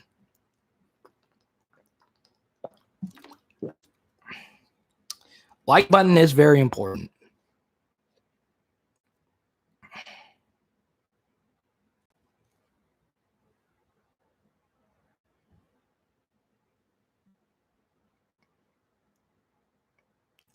I don't know why y'all fighting in the comments. Amacat and Kane. Oh man, come on. Y'all are two of my favorite viewers. Marcellus, Les Miles talk sanctions. I'm not sure. I'm not sure what's actually going to happen with that. I do think the one thing LSU needs to do is fix their Title IX department. And no matter how it looks, the optics of, spending so much money on new coaches, not only with football, but other sports, which I'm happy about. I'm happy the Kim Mulkey thing happened. You have to understand, the optics aren't the absolute best, no matter how excited you are for those hires.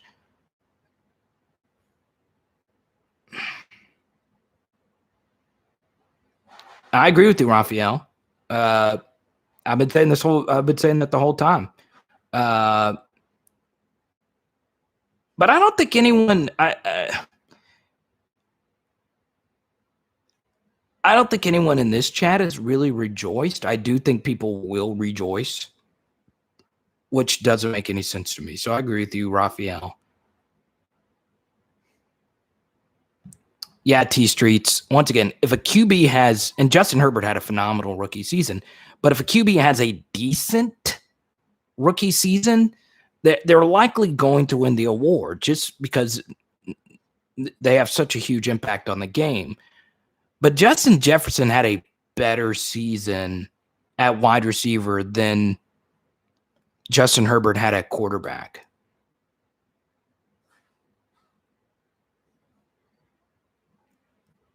Yeah, I don't think anyone in here is rejoicing TJ is leaving. I think a lot of people are disappointed because, look, when as far as bias is concerned, I know I do at times, but we have bias towards Louisiana guys. You want Louisiana guys to be the guy. Now, I've seen race brought up a few times. Look, there's no mistaking it. There is a nasty history with football and race and the quarterback position. And some of you were present in this live chat. There was a very racist thing that happened on this very channel. And, I don't like talking about it. It makes me very uncomfortable. And it involved TJ Finley, and it wasn't good. I felt really bad that someone on this planet, it was a random YouTube commenter who just dropped in a really bad thing. And I know a few of you were in there and watched when that happened, and it bothered me. I did a video about it the next day, saying that that's not tolerated. There's obviously racism, that stuff exists, but in this case, I don't think there was discrimination as far as picking a certain quarterback over the other. And as far as race is concerned, I don't think that played any role into the coaches deciding to play either or. I just don't think so. I think football has gotten to the point where we are slowly moving past that. And a good representation, we talked about this on our NFL draft live stream, was Justin Fields getting selected by Chicago Bears team that has a historically racist owner and never really had a black quarterback. So I think we're slowly moving past that. And, it's just one of those things. Racism does exist. I've seen it with TJ Finley on this channel. Okay. But understand that, the big reason why TJ was on the bench is because of the turnovers, because of his play. If he was playing well enough, and I know he had tougher teams, I know he played tougher opponents and whatever, and I know he had a bad offensive line. If he wasn't committing those turnovers, he's probably never going to get benched. So yeah. Let's see. Sad to see TJ go, but another roster pot opens up. Do we get a Major Burns and OL in the transfer portal? Hopefully that brings back Eric Gilbert. So here's the super chat. This is a good thing to bring up. So obviously that was something very serious. We move along here. Oh yeah, I know, Kane. I know you weren't saying the coaching staff, but there is still racism, and it exists. And the history of the black quarterback in Louisiana is actually pretty deep. Obviously, Jamarcus Russell being a number 1 overall pick. And then on top of that, Doug Williams. You can't talk about the history of black quarterback play without talking about Doug Williams and his impact on Louisiana. Yeah.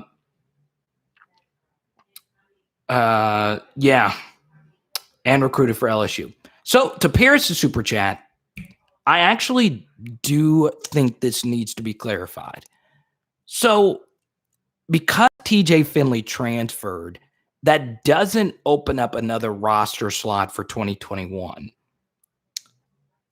It does, however, open up another roster slot for the overall team, which will help against the 81 count. Remember, LSU will only be allowed to have 81 scholarship guys on next year's team. However, because TJ Finley is transferred, it doesn't allow you to get Major Burns and then another transfer. LSU can still only bring in one transfer for the rest of 2021. So I also think that needs to be clarified. And if I'm wrong on that, like I always say, please correct me.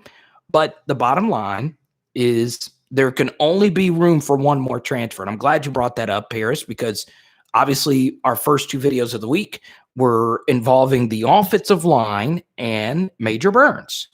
So the bottom line is there is only one slot left.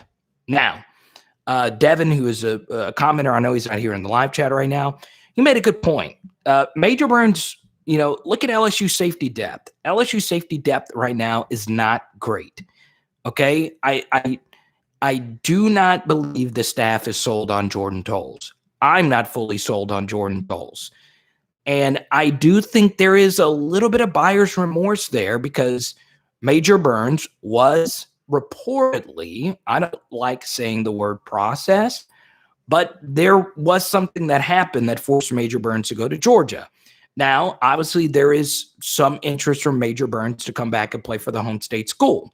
Committing to LSU was a big deal. Remember this, Major Burns was not a normal process recruit. We're not talking about a normal 3-star lineman who was committed early in the process. Major Burns was a top 200 recruit that was heavily, and I mean heavily, pursued by Jimbo Fisher, by a few other Division I schools. And he decides to go to Georgia, and now he's back at the portal. So for him to, for these LSU rumors to be floating around up to this point, he loves Baton Rouge. He loves LSU. So, obviously offensive line is the bigger position of need, but let's discuss a few things. And I've slept on it, and I've gone back and forth. The first day I was like, okay, I'm all in on Major Burns. And then the second day I was like you, Debbie. I said, okay, we need another offensive lineman. But here's the thing, and I'm interested in what Paris has to say about this because this was their super chat. This is my biggest concern with this, is that are you going to get an offensive lineman that, number one, wants to be here as badly as Major Burns, and number two, is actually good enough to help your team next season? Because the one thing that you have to have is someone that can help you right now. Okay?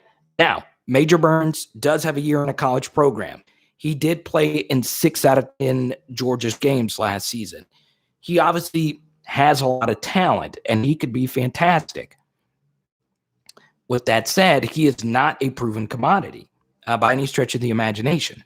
So, in a way, he's kind of a prospect. It's not so much you getting Mike Woods in the portal, where Mike Woods was a wide receiver, but Mike Woods is a stud.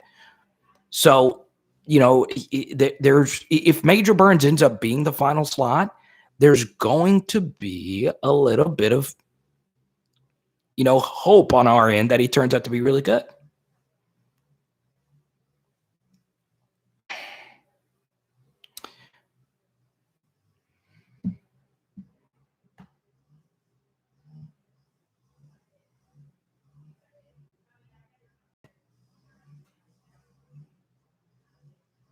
Let's see.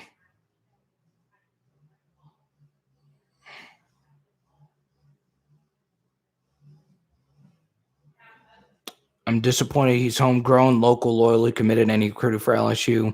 I do feel horrible for him. Too.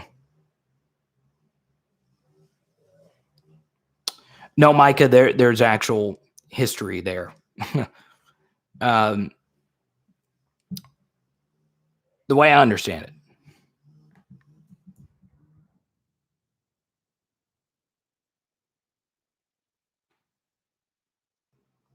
Okay. Let's see.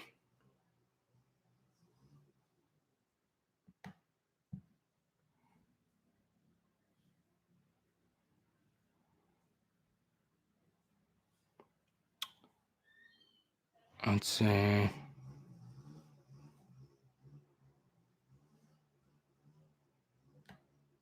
Better looking at the JUCO level for offensive line. What's up, Josh?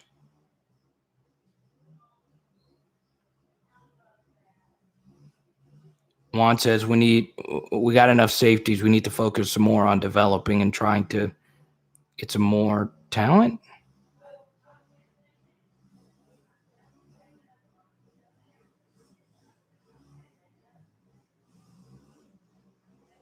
All right. Jacob, what's good, man? I personally hope Max gets to start, but my gut keeps telling me that they give Myles a nod. Okay.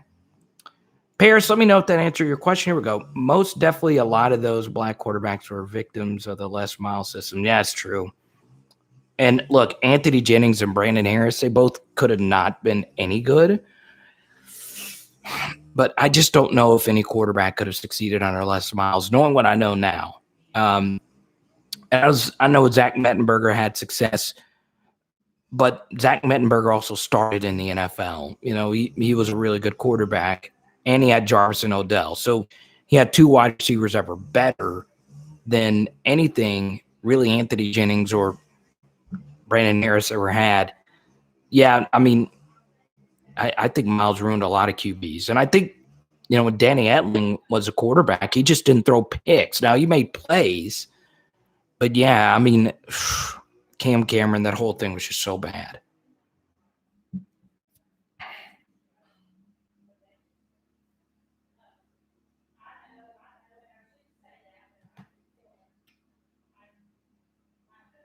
Let's see. TJ Finley locked on to one receiver too much? Yeah, most quarterbacks do. I mean, go look at Myles Brennan's throws last season, okay? And go through the throws where he went to his second read. Now, he has some, but a lot of the throws that he made were first read bombs to Terrace because Terrace was really good. So, yeah, I mean, most freshman quarterbacks are one read quarterbacks. You know, in high school, you don't have to look off a safety. You can just chunk it and fit the ball in the tight windows just based on your arm. But if you go look at TJ Finley, I mean, some of the plays he made against Arkansas were phenomenal. I mean, phenomenal.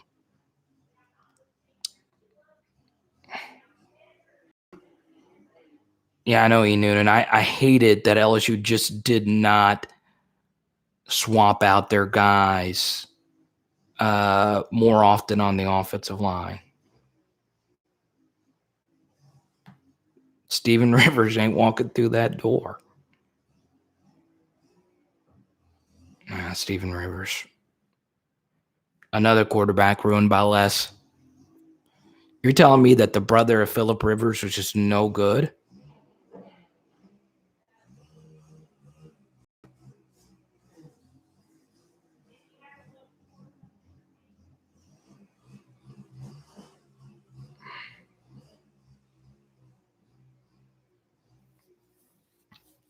But yeah, I mean, as far as, you know, understanding of the offense, you know, Myles is going to have a deeper understanding of college offenses.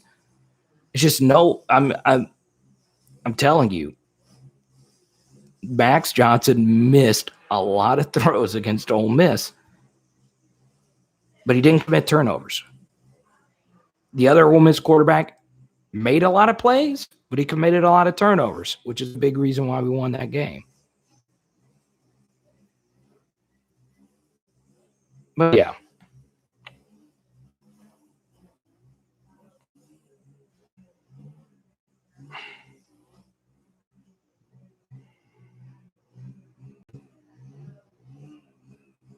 How's that? How you doing? Oh, Josh, you missed it. She is dandy.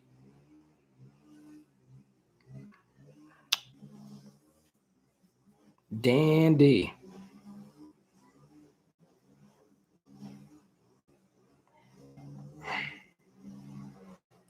Knowing the playbook is as important as athletic ability.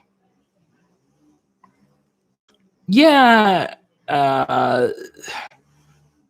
that's true. But once again, as a true freshman, you're never going to have a playbook mastered, and you're also just not going to have the position mastered. There's such a massive jump in your second year starting compared to your first year starting. And what happens is a lot of guys that in their first year starting have success, they sometimes have some regression in year two. Firing Gary Crown. Yeah, Gary was good when he wasn't great. Hey, he's number 18. I like that. Love it. And as Alan brought up a minute ago, not Alan, the other Alan. Make sure I get your name right. Mac.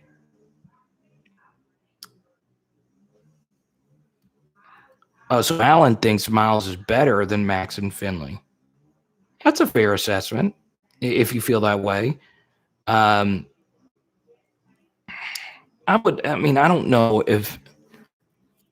don't know how much better Myles is than Max.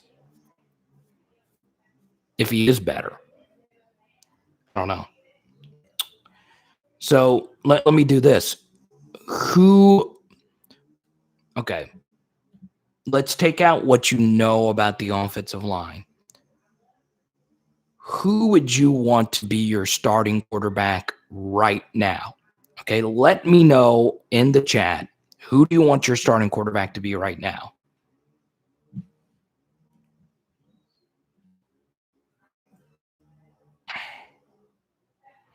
Tyler, thanks again for your Venmo. Paris, thank you again for your super chats. I really do appreciate that.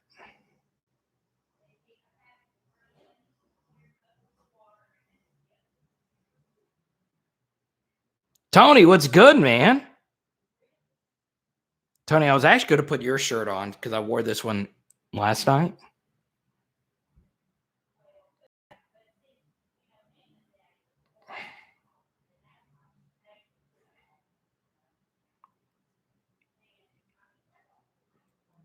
I got that song by Dua Lipa, Levitating, stuck in my head. It has such a good beat.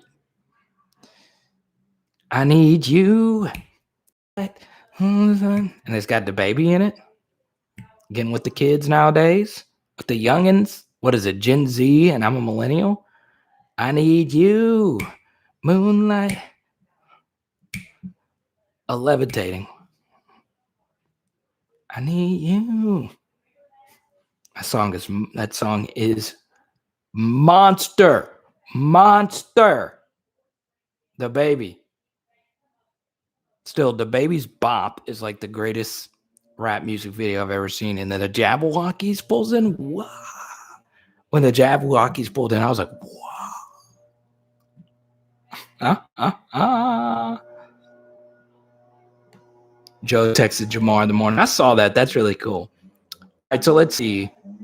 Myles, Max, Myles. Well, Joshua is the president of the Myles Brennan fan club. Micah, what's good? Cookie Monster. You know what? You might be right about that, K3. Myles, TJ might not be going alone. Corey, I was wondering where you were. So there you go.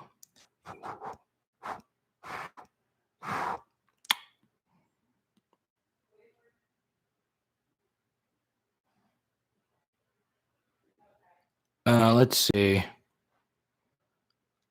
How's he outdated? Saban just won with a championship with a pocket passer. Well, pocket quarterbacks are just a little outdated. And here's the thing. Mac Jones was incredible last season. The dude also had the greatest SEC offensive line I've ever seen, and one of the best SEC running backs I've ever seen, and a Heisman Trophy winner at wide receiver. And that was after the other guy who was probably going to win the Heisman, Jalen Waddle, got hurt. And then that's Mechie and Billingsley and all the other weapons that they have. Robinson, whoever you want to mention. So if Myles had a fire offensive line, I would for sure pick him as a starter quarterback.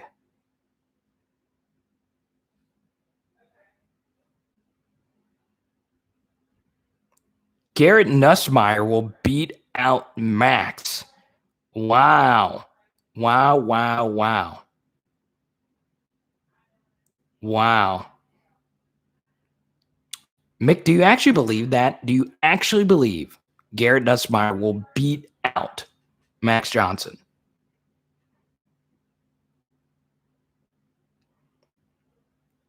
Okay, so let me ask you this. Okay, let's go to Mick's comment here. Who is the most talented quarterback? Which quarterback has the highest ceiling? Max Johnson, Myles Brennan, or Garrett Nussmeier? Which one of those three quarterbacks has the highest ceiling? Myles, Max, Nuss. Tyler says Nuss by far. So Tyler, if you say Nuss by far, that means you're thinking Nuss.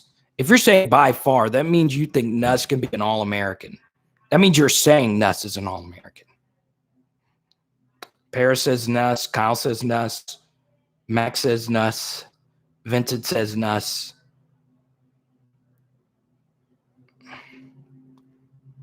Rob, I'm interested in the comment you made about the left-right thing earlier. I have no idea what you're talking about my former radio career. I didn't say Walker Howard. There's no Walker Howard chat in here. Mick says Nuss will be an All-American. Marquis says Max. E. Noonan, I'm a Walker Howard fanboy.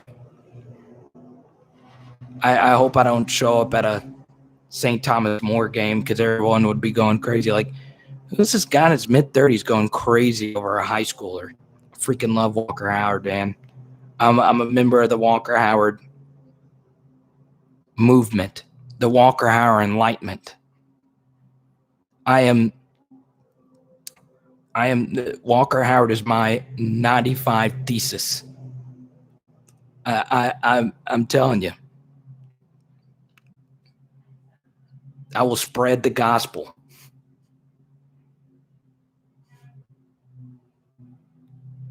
Michael, Michael, I know you're just joining us. You're preaching to the choir. That is what I led the live stream off, is with that exact comment. Obviously, the best experience is always playing. Okay, playing, especially at quarterback. The NFL stats show it as well. If you don't start at least 2 seasons and you don't have exceptional 2 seasons, Dave Bartu of CFP Matrix does a really good job of this. If you chart all the quarterbacks, Cam Newton is the one exception where if you're a quarterback and you don't have 2 years of exceptional play at the Division I level, you don't have a shot. And, there's some other exceptions there. So obviously playing is the most important thing you can have as a quarterback.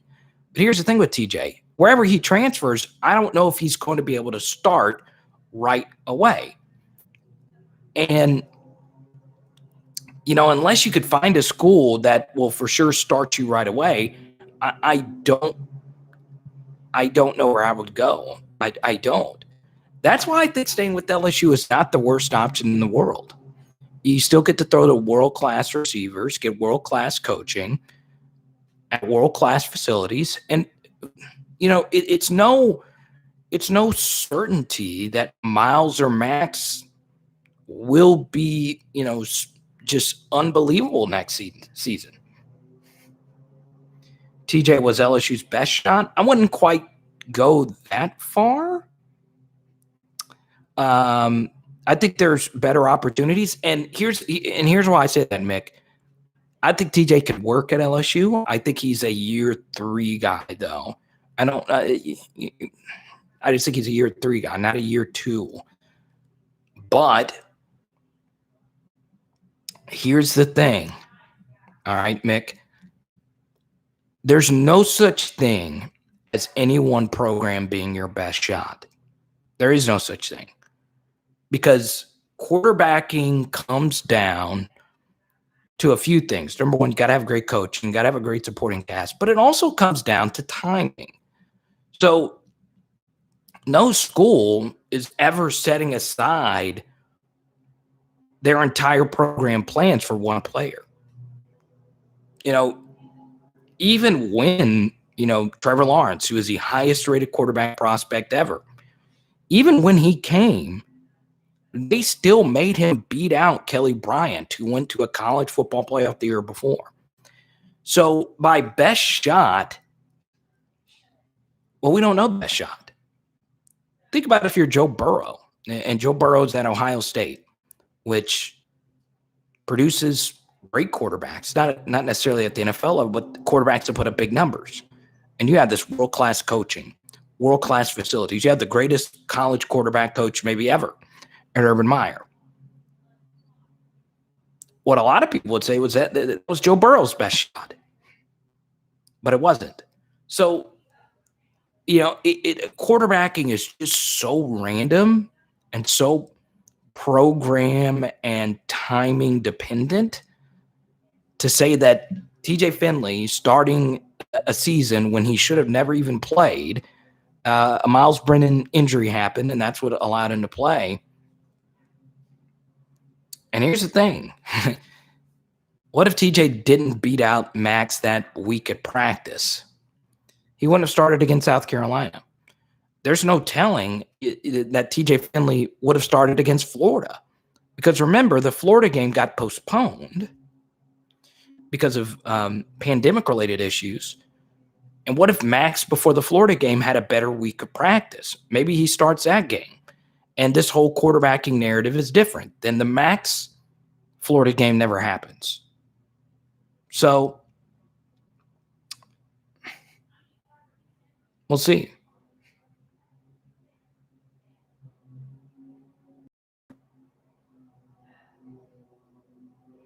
Last year could have been their time. Exactly. I mean, look, Lowell Narcisse transferred and was pretty good before his injury.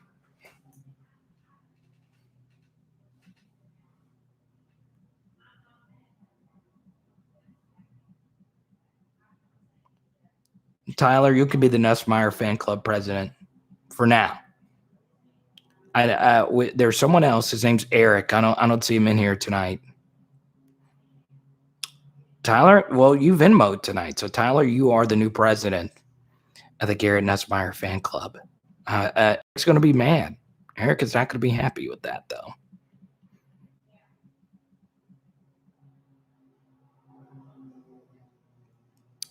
Emma Cat says we would have got killed against Florida with TJ.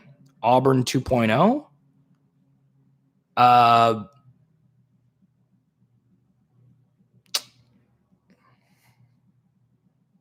Well, it depends on when. Are you saying if TJ would have played Florida the week before South Carolina, either one of them would have gotten killed. But I do agree with that. I do agree with that to a certain degree. I do also think that Florida game would have been close no matter who was at quarterback. And you guys know I don't like to talk about discipline and all those things because those are very subjective things. But Florida went into that game, and Dan Mullen deserves a lot of blame for this. Florida went into that game against LSU so laissez-faire. They went into that game so unfocused. And so many people point out the shoe throw. Our Elias Ricks film study will show you how bad Florida was in that game as far as being buttoned up. And here's the one thing about Ed Orgeron I give him a lot of credit for. I thought the team lacked adjustments throughout the course of the season. I do. But the one thing I would say about LSU, outside of the Auburn game, I never really saw LSU just fold. I never saw LSU just mentally have a moment where everything just melted down. Even against Texas A&M, they were trying. Okay? Florida had a mental breakdown in that LSU game from start to finish. And I think a lot of it had to do with sitting your best player when he was healthy enough to play, thinking that you were going to beat LSU regardless without him to save him for the SEC championship game.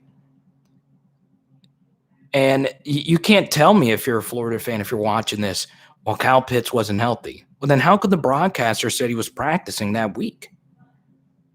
If you would have gone into that game with the mindset that we have to win this game for us to have a chance to go to the playoff, if you would have gone in with that mindset, guess what? Kyle Pitts would have played. And if you can't get that logic, then guess what? You're not a championship program anyway. You've got, and this is a beauty of college football, and this is a beauty of expanding the playoff. No, you don't want to expand the playoff. Because if you expand the playoff, guess what? Sitting Kyle Pitts is actually the smart move. Because if the playoff was 8 teams, guess what? You would sit Kyle Pitts, because no matter what, the Alabama game would be the deciding factor. So, that's the problem with the Florida Gators program under Dan Mullen. They're not buttoned up.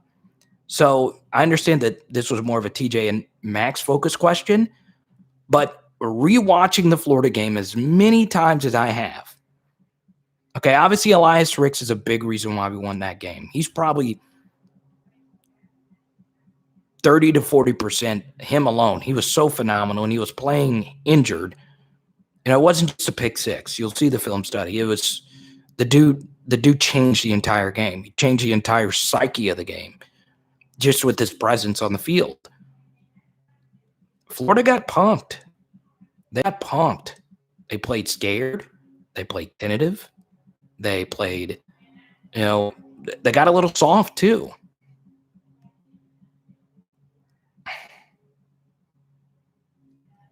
Yeah, Rob, that's a little bit different, though. Them checking out on defense. That wasn't because they didn't want to play hard. It was more because the scheme was futile. Now, I will say this. I'm working on a lot of coverage things, some coverage film studies coming up outside of the Elias Ricks piece. And I reached out to a former NFL defensive back. And I reached out to him cold. I didn't know him. And he was kind enough to enlighten me and teach me about certain coverage techniques. And he did share a few things that were very illuminating to me as far as players that are playing for themselves versus playing for the team, that I thought was very interesting. And it does involve Bo Pelini. And those are some things we have coming up to this channel. Now, some of you might be new watching this. You might be new watching me. Here's the thing. I'm not I need everyone to subscribe to this channel. I love it when people subscribe to the channel. But understand, if you're not a die-hard LSU football fan, if you don't live and breathe LSU football, this probably is not the right channel for you. I'm just being honest. I think a lot of people that watch you now, if you do, I obviously want you to subscribe, but I want you to enjoy this content, because we do talk about LSU football deeply, and we do care about this team so much. Those are the people I want, subscribe to the channel.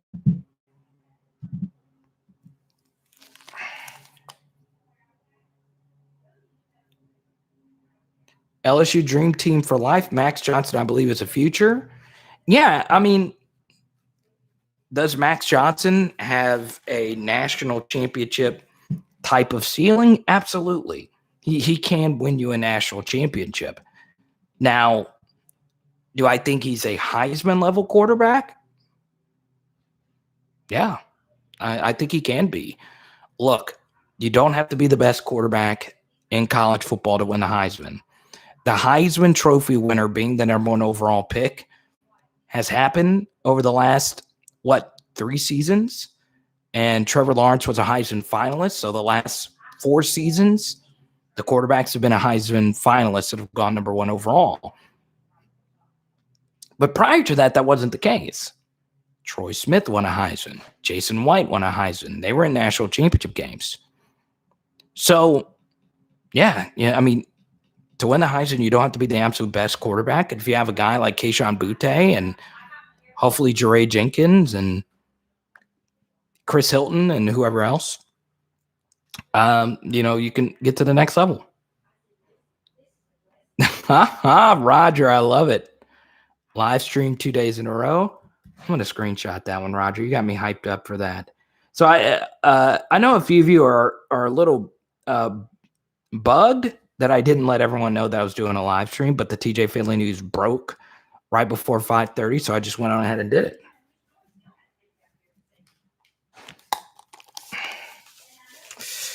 Yeah, it's true, Alan. Oscar says, so if TJ transfers, that means that you can get both of them players, right? Which players? Let me. LSU Dream Team for life. Those are the type of subscribers I want right there. I just love that name, LSU Dream Team for life. What do you think about our game versus UCLA in week 1?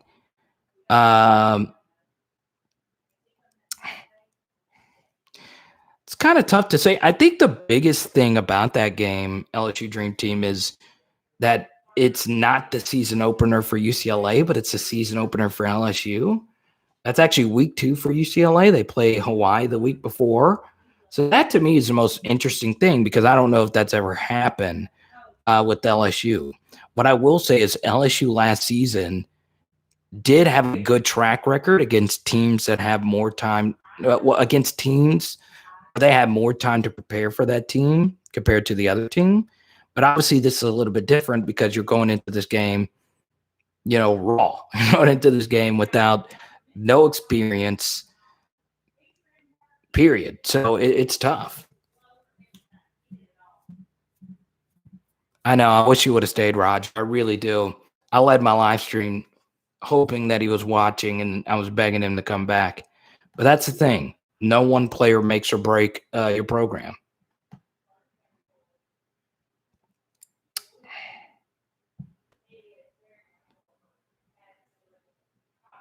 Raw dogging this game for lack of better words.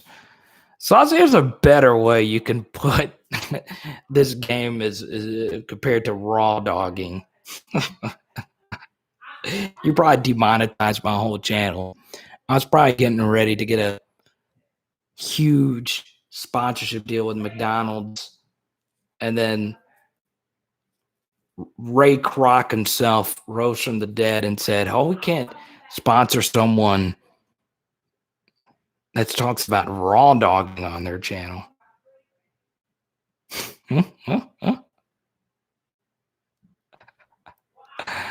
Oh, man. Oh, Burns and Kaufman? No. Just because someone transfers doesn't mean you get an extra slot for 2021. So LSU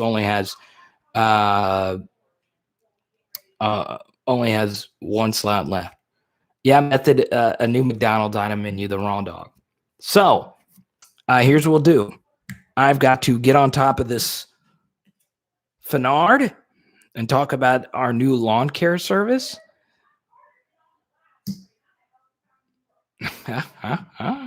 I can hear Haley. She's talking to one of her friends on the phone. Carter is still on the live stream. We were supposed to do tacos tonight for Cinco de Mayo. I just don't understand why we gave up mowing the lawn. Like after 2 seconds, she mowed it for like 2 seconds. And we got a lawnmower. And she's like, I've never mowed a lawn. I've never had a lawn to mow. So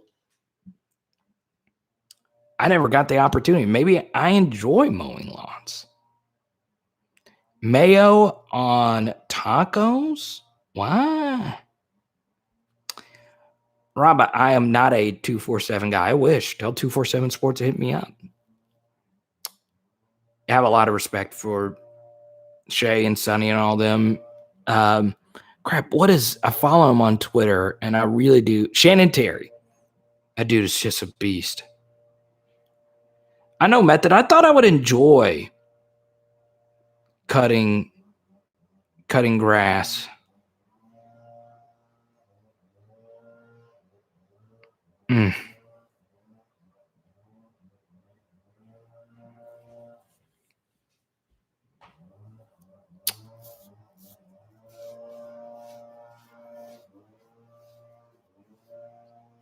Oh no, Saucy, I don't want to do that. I don't think I could be a chat room moderator.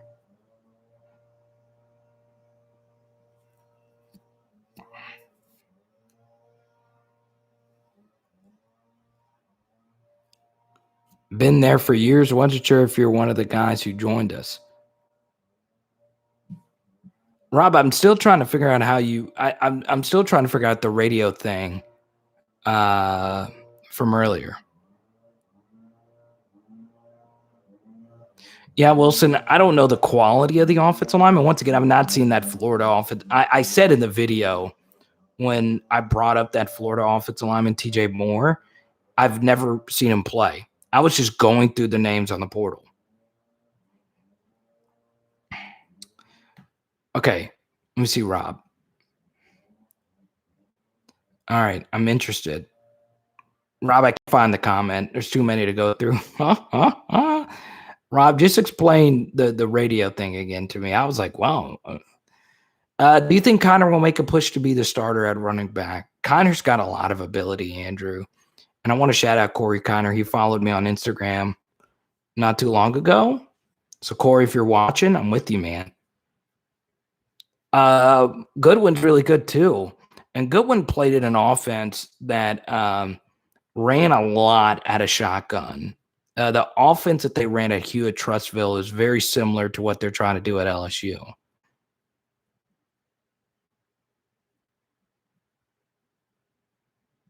Myles has no swag?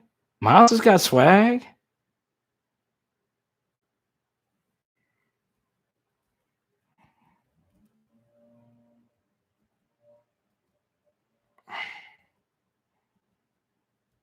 My LSU Dream Team name is on the news, and it shows me meeting Coach O at the Chick-fil-A Peach Bowl in Atlanta.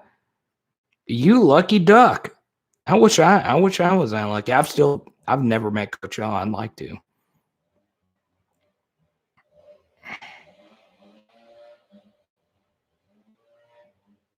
I have no idea. Well, all right, guys. Well, this will be the last call for Super Chats. If you by happen to enjoy this impromptu live stream, boom, go on ahead, cop your shirt. And here's the thing, okay? On Fire is shipping out my first collection of shirts tomorrow. You're 24 hours away. So you have 24 hours to order this shirt. Here's the thing. If you really like this shirt, I don't know if I'm sticking with Bonfire. Some of the fees and things, like I said, I'm new to all this merch stuff. So if you want this shirt that I'm wearing right here, purchase a shirt. It does help me out immensely because, number one, I do get a cut of the shirt. And number two, it does help out the brand when you have merch out there. So, of course, buy your shirt. Or if you enjoy any of our content, Venmo Cash App is all open. I appreciate the Johnnies and a lot of different people I get Venmos randomly. This is what I do full time. And Ironically, because I did this video today, my bills have gone up. So I deeply appreciate that. Tomorrow, if things go according to plan, if there's not like a huge breaking news story, we will be doing a film study tomorrow. Myles will be shopping. There's nothing wrong with Brooks Brothers.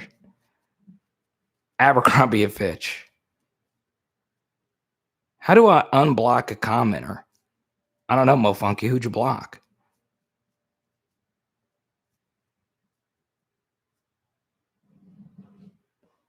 Let me see. All right, Rob, you're telling me the story again. Let's see. So the story goes, my wife just took a job at Magnolia Radio. It was a Christmas party at a Mexican joint. Upstairs was left, right.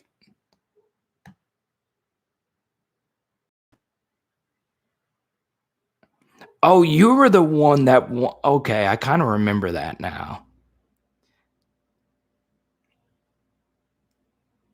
Had I known you were an LSU guy, well, I would have never made it upstairs. Huh?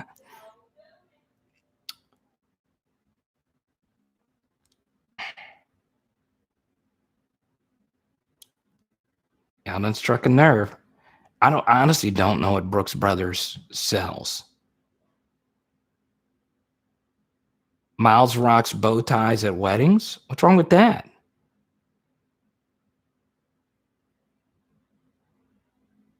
If you have the time, watch the video called Ray County Student Attends LSU Game. Dang. Is there nothing that goes on at Ray County where it's a local news story that an LSU student attended a game? Ray County population 6. One of them's you and one of them's a news reporter. I'm kidding. I could joke about it. I grew up in a small town. But no, that's cool. It's cool you got that experience. I got to meet Coach O. Myles needs to go to a strip club. Never heard of that as far as a quarterback evaluation. He needs to go to the strip club to increase his swag. Really? Wilson, what's your IG? Well, I have 2. I have a Power Hour LSU IG. I haven't posted on there in forever. Dwayne, what's good? Oh, Underground Method is like full casual. He said open collar is better than bow ties.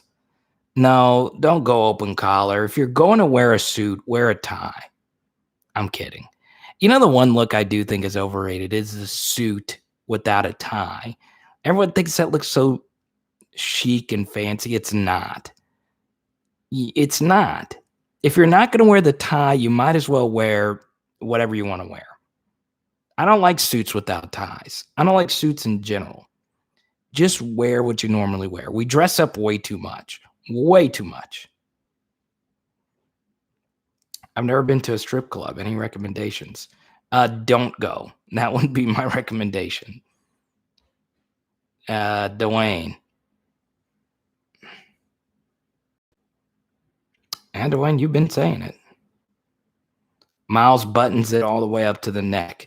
You see, I have more respect for people that do that don't wear ties. Oh, you got a Joe Burrow autograph too? I'll send it to me. I'll take that in form of a super chat. No, I'm kidding. Keep your Joe Burrow autograph. That is a cool experience. So to get to be a part of the greatest beatdown in college football history. Carvis, I've been waiting for you. Myles gets to start and Mac takes over if he struggles. I think that's probably what's going to happen. Never know. Coach O likes winning games. Myles went 2-0 or Max went 2-0. And that might be why he decides to do it. That was his rationale for giving him the snaps to start the spring.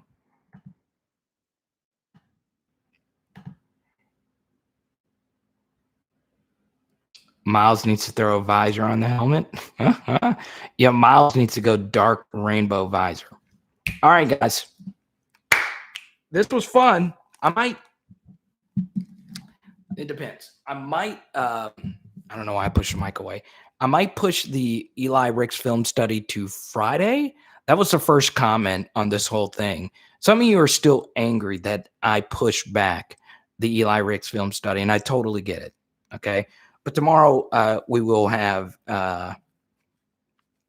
another film study. So, James, I'm glad you asked. I was getting ready to sign off right here. Boom. Right there.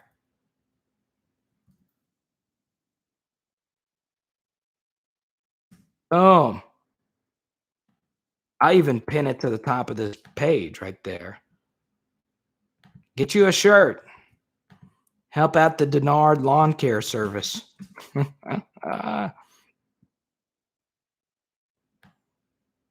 go ahead and click that link, okay? I thought so too, Devin. James, I appreciate you. I'm looking at you, James, for supporting me. Thank you, James. Appreciate you.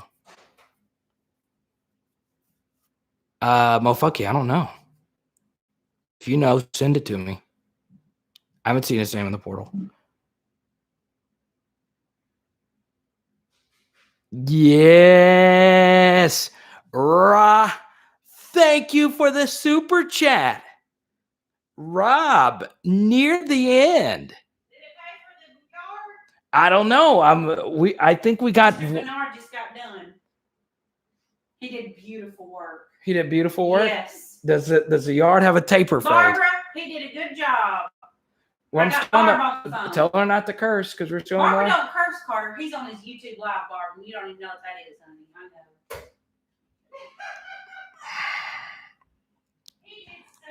know. Now that I'm doing the ads, I think I made about $70 on this stream. So all this work for.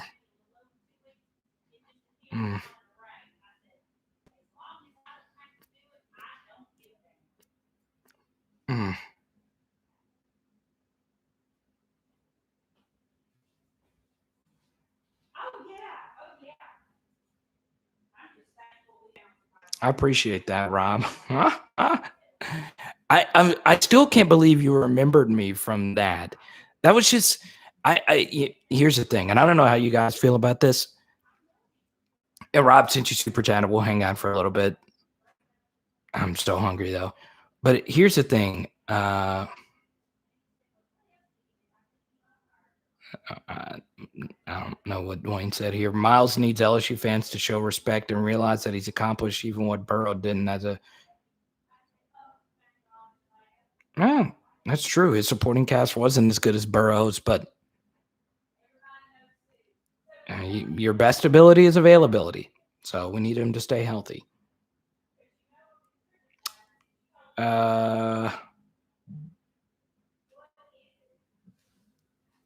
Wilson, I appreciate the Instagram follow.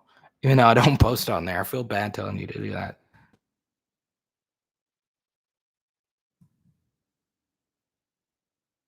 Looking up this Tennessee offensive lineman.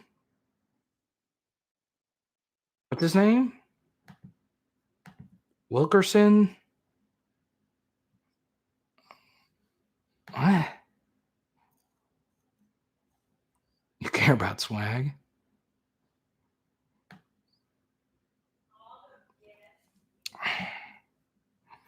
I agree with you, Devin. But Rob, that's so wild. I hate company Christmas parties. I really do. I really, really do. I hate company Christmas parties that I went to another company Christmas party instead of my own company's Christmas party at the time. Like I don't know what it is about company Christmas parties that always make me uncomfortable. Because it's like you're going into a social setting with everyone that you work with. I don't know. I don't have a problem hanging out with people that I work with. Obviously, right now I'm self-employed. But I don't know. Just have a party and then I don't know. It's just uncomfortable for me. I don't know about y'all.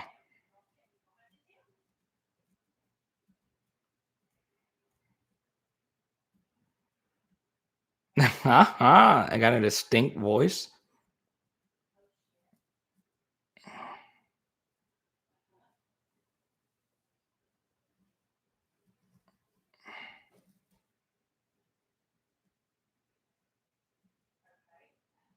That's normal procedure. Okay.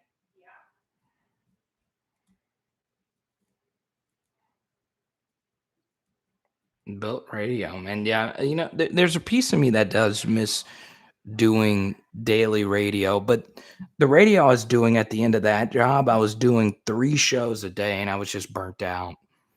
And I could just tell that I wasn't really there and I wasn't happy.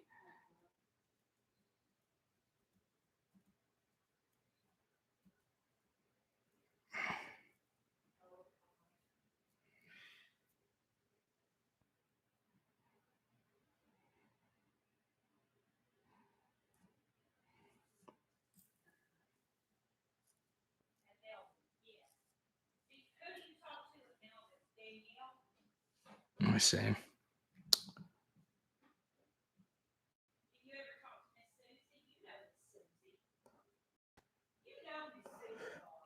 Is that a buddy trying to get me into Dogecoin?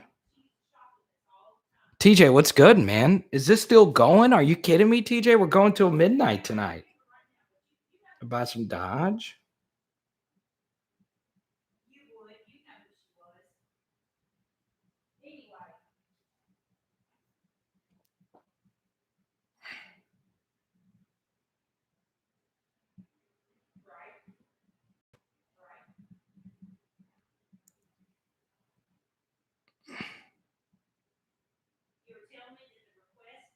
The caucus? Yeah.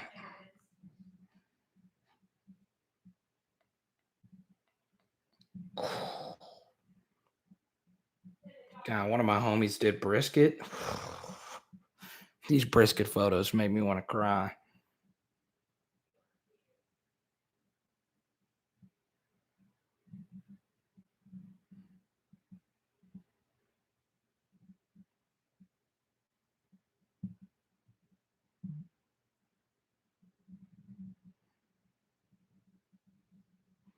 Rogers to the Saints? Did that happen?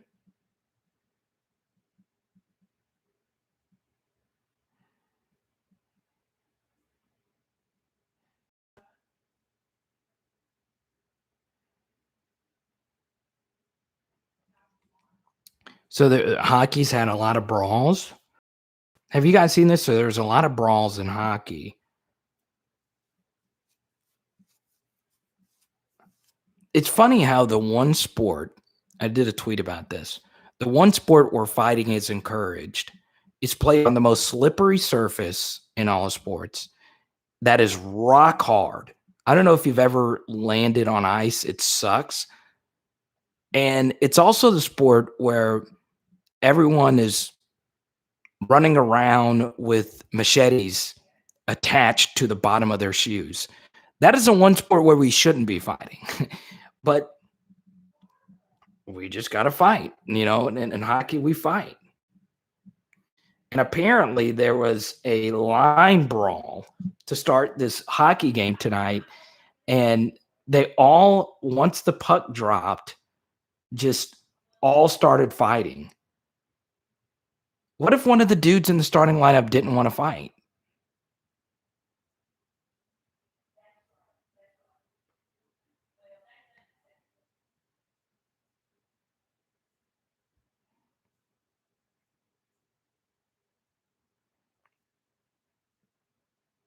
Everyone, Drip just got done working out.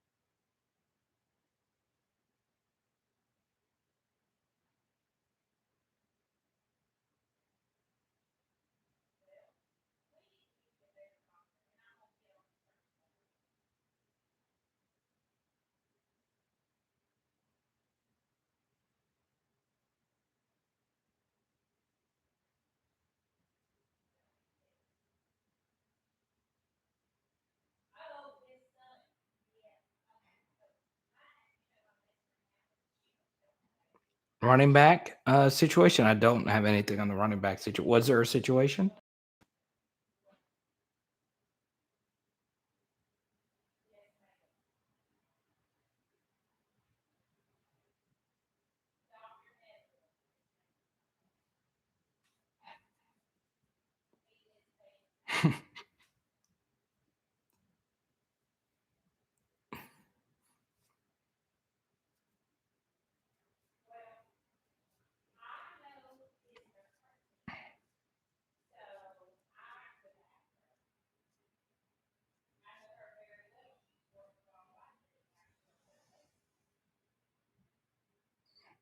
Miles has got a zone. I remember the zones.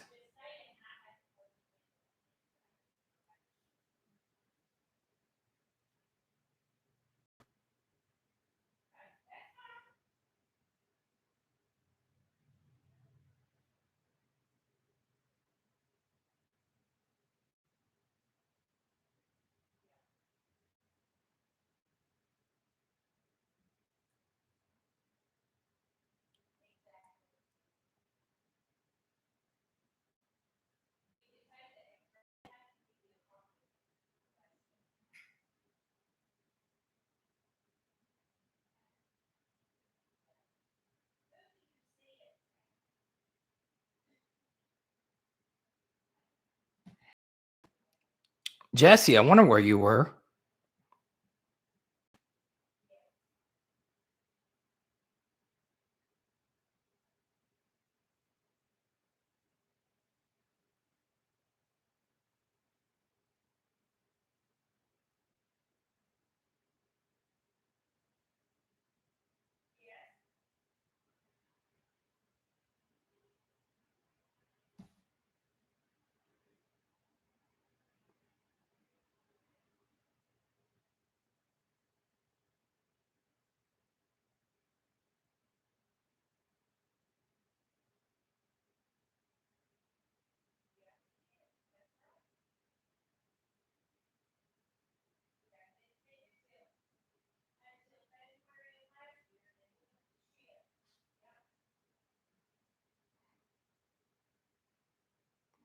Nothing wrong with Junko. Oh, drip. You have to ask that question.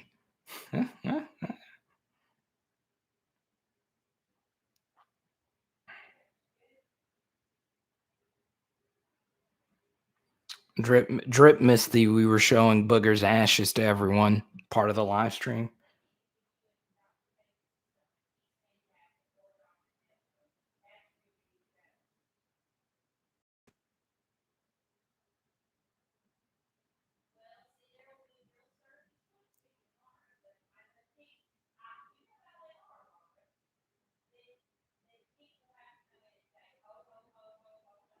Tyler, I don't like all this Myles Brennan slander. You did Venmo me though, so let's see.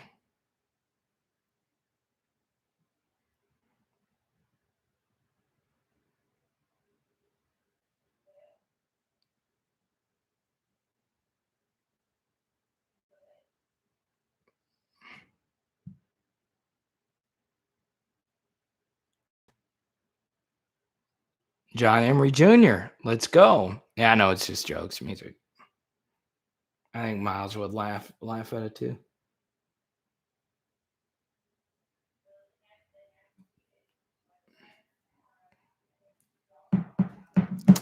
All right, go ahead and sign this thing off.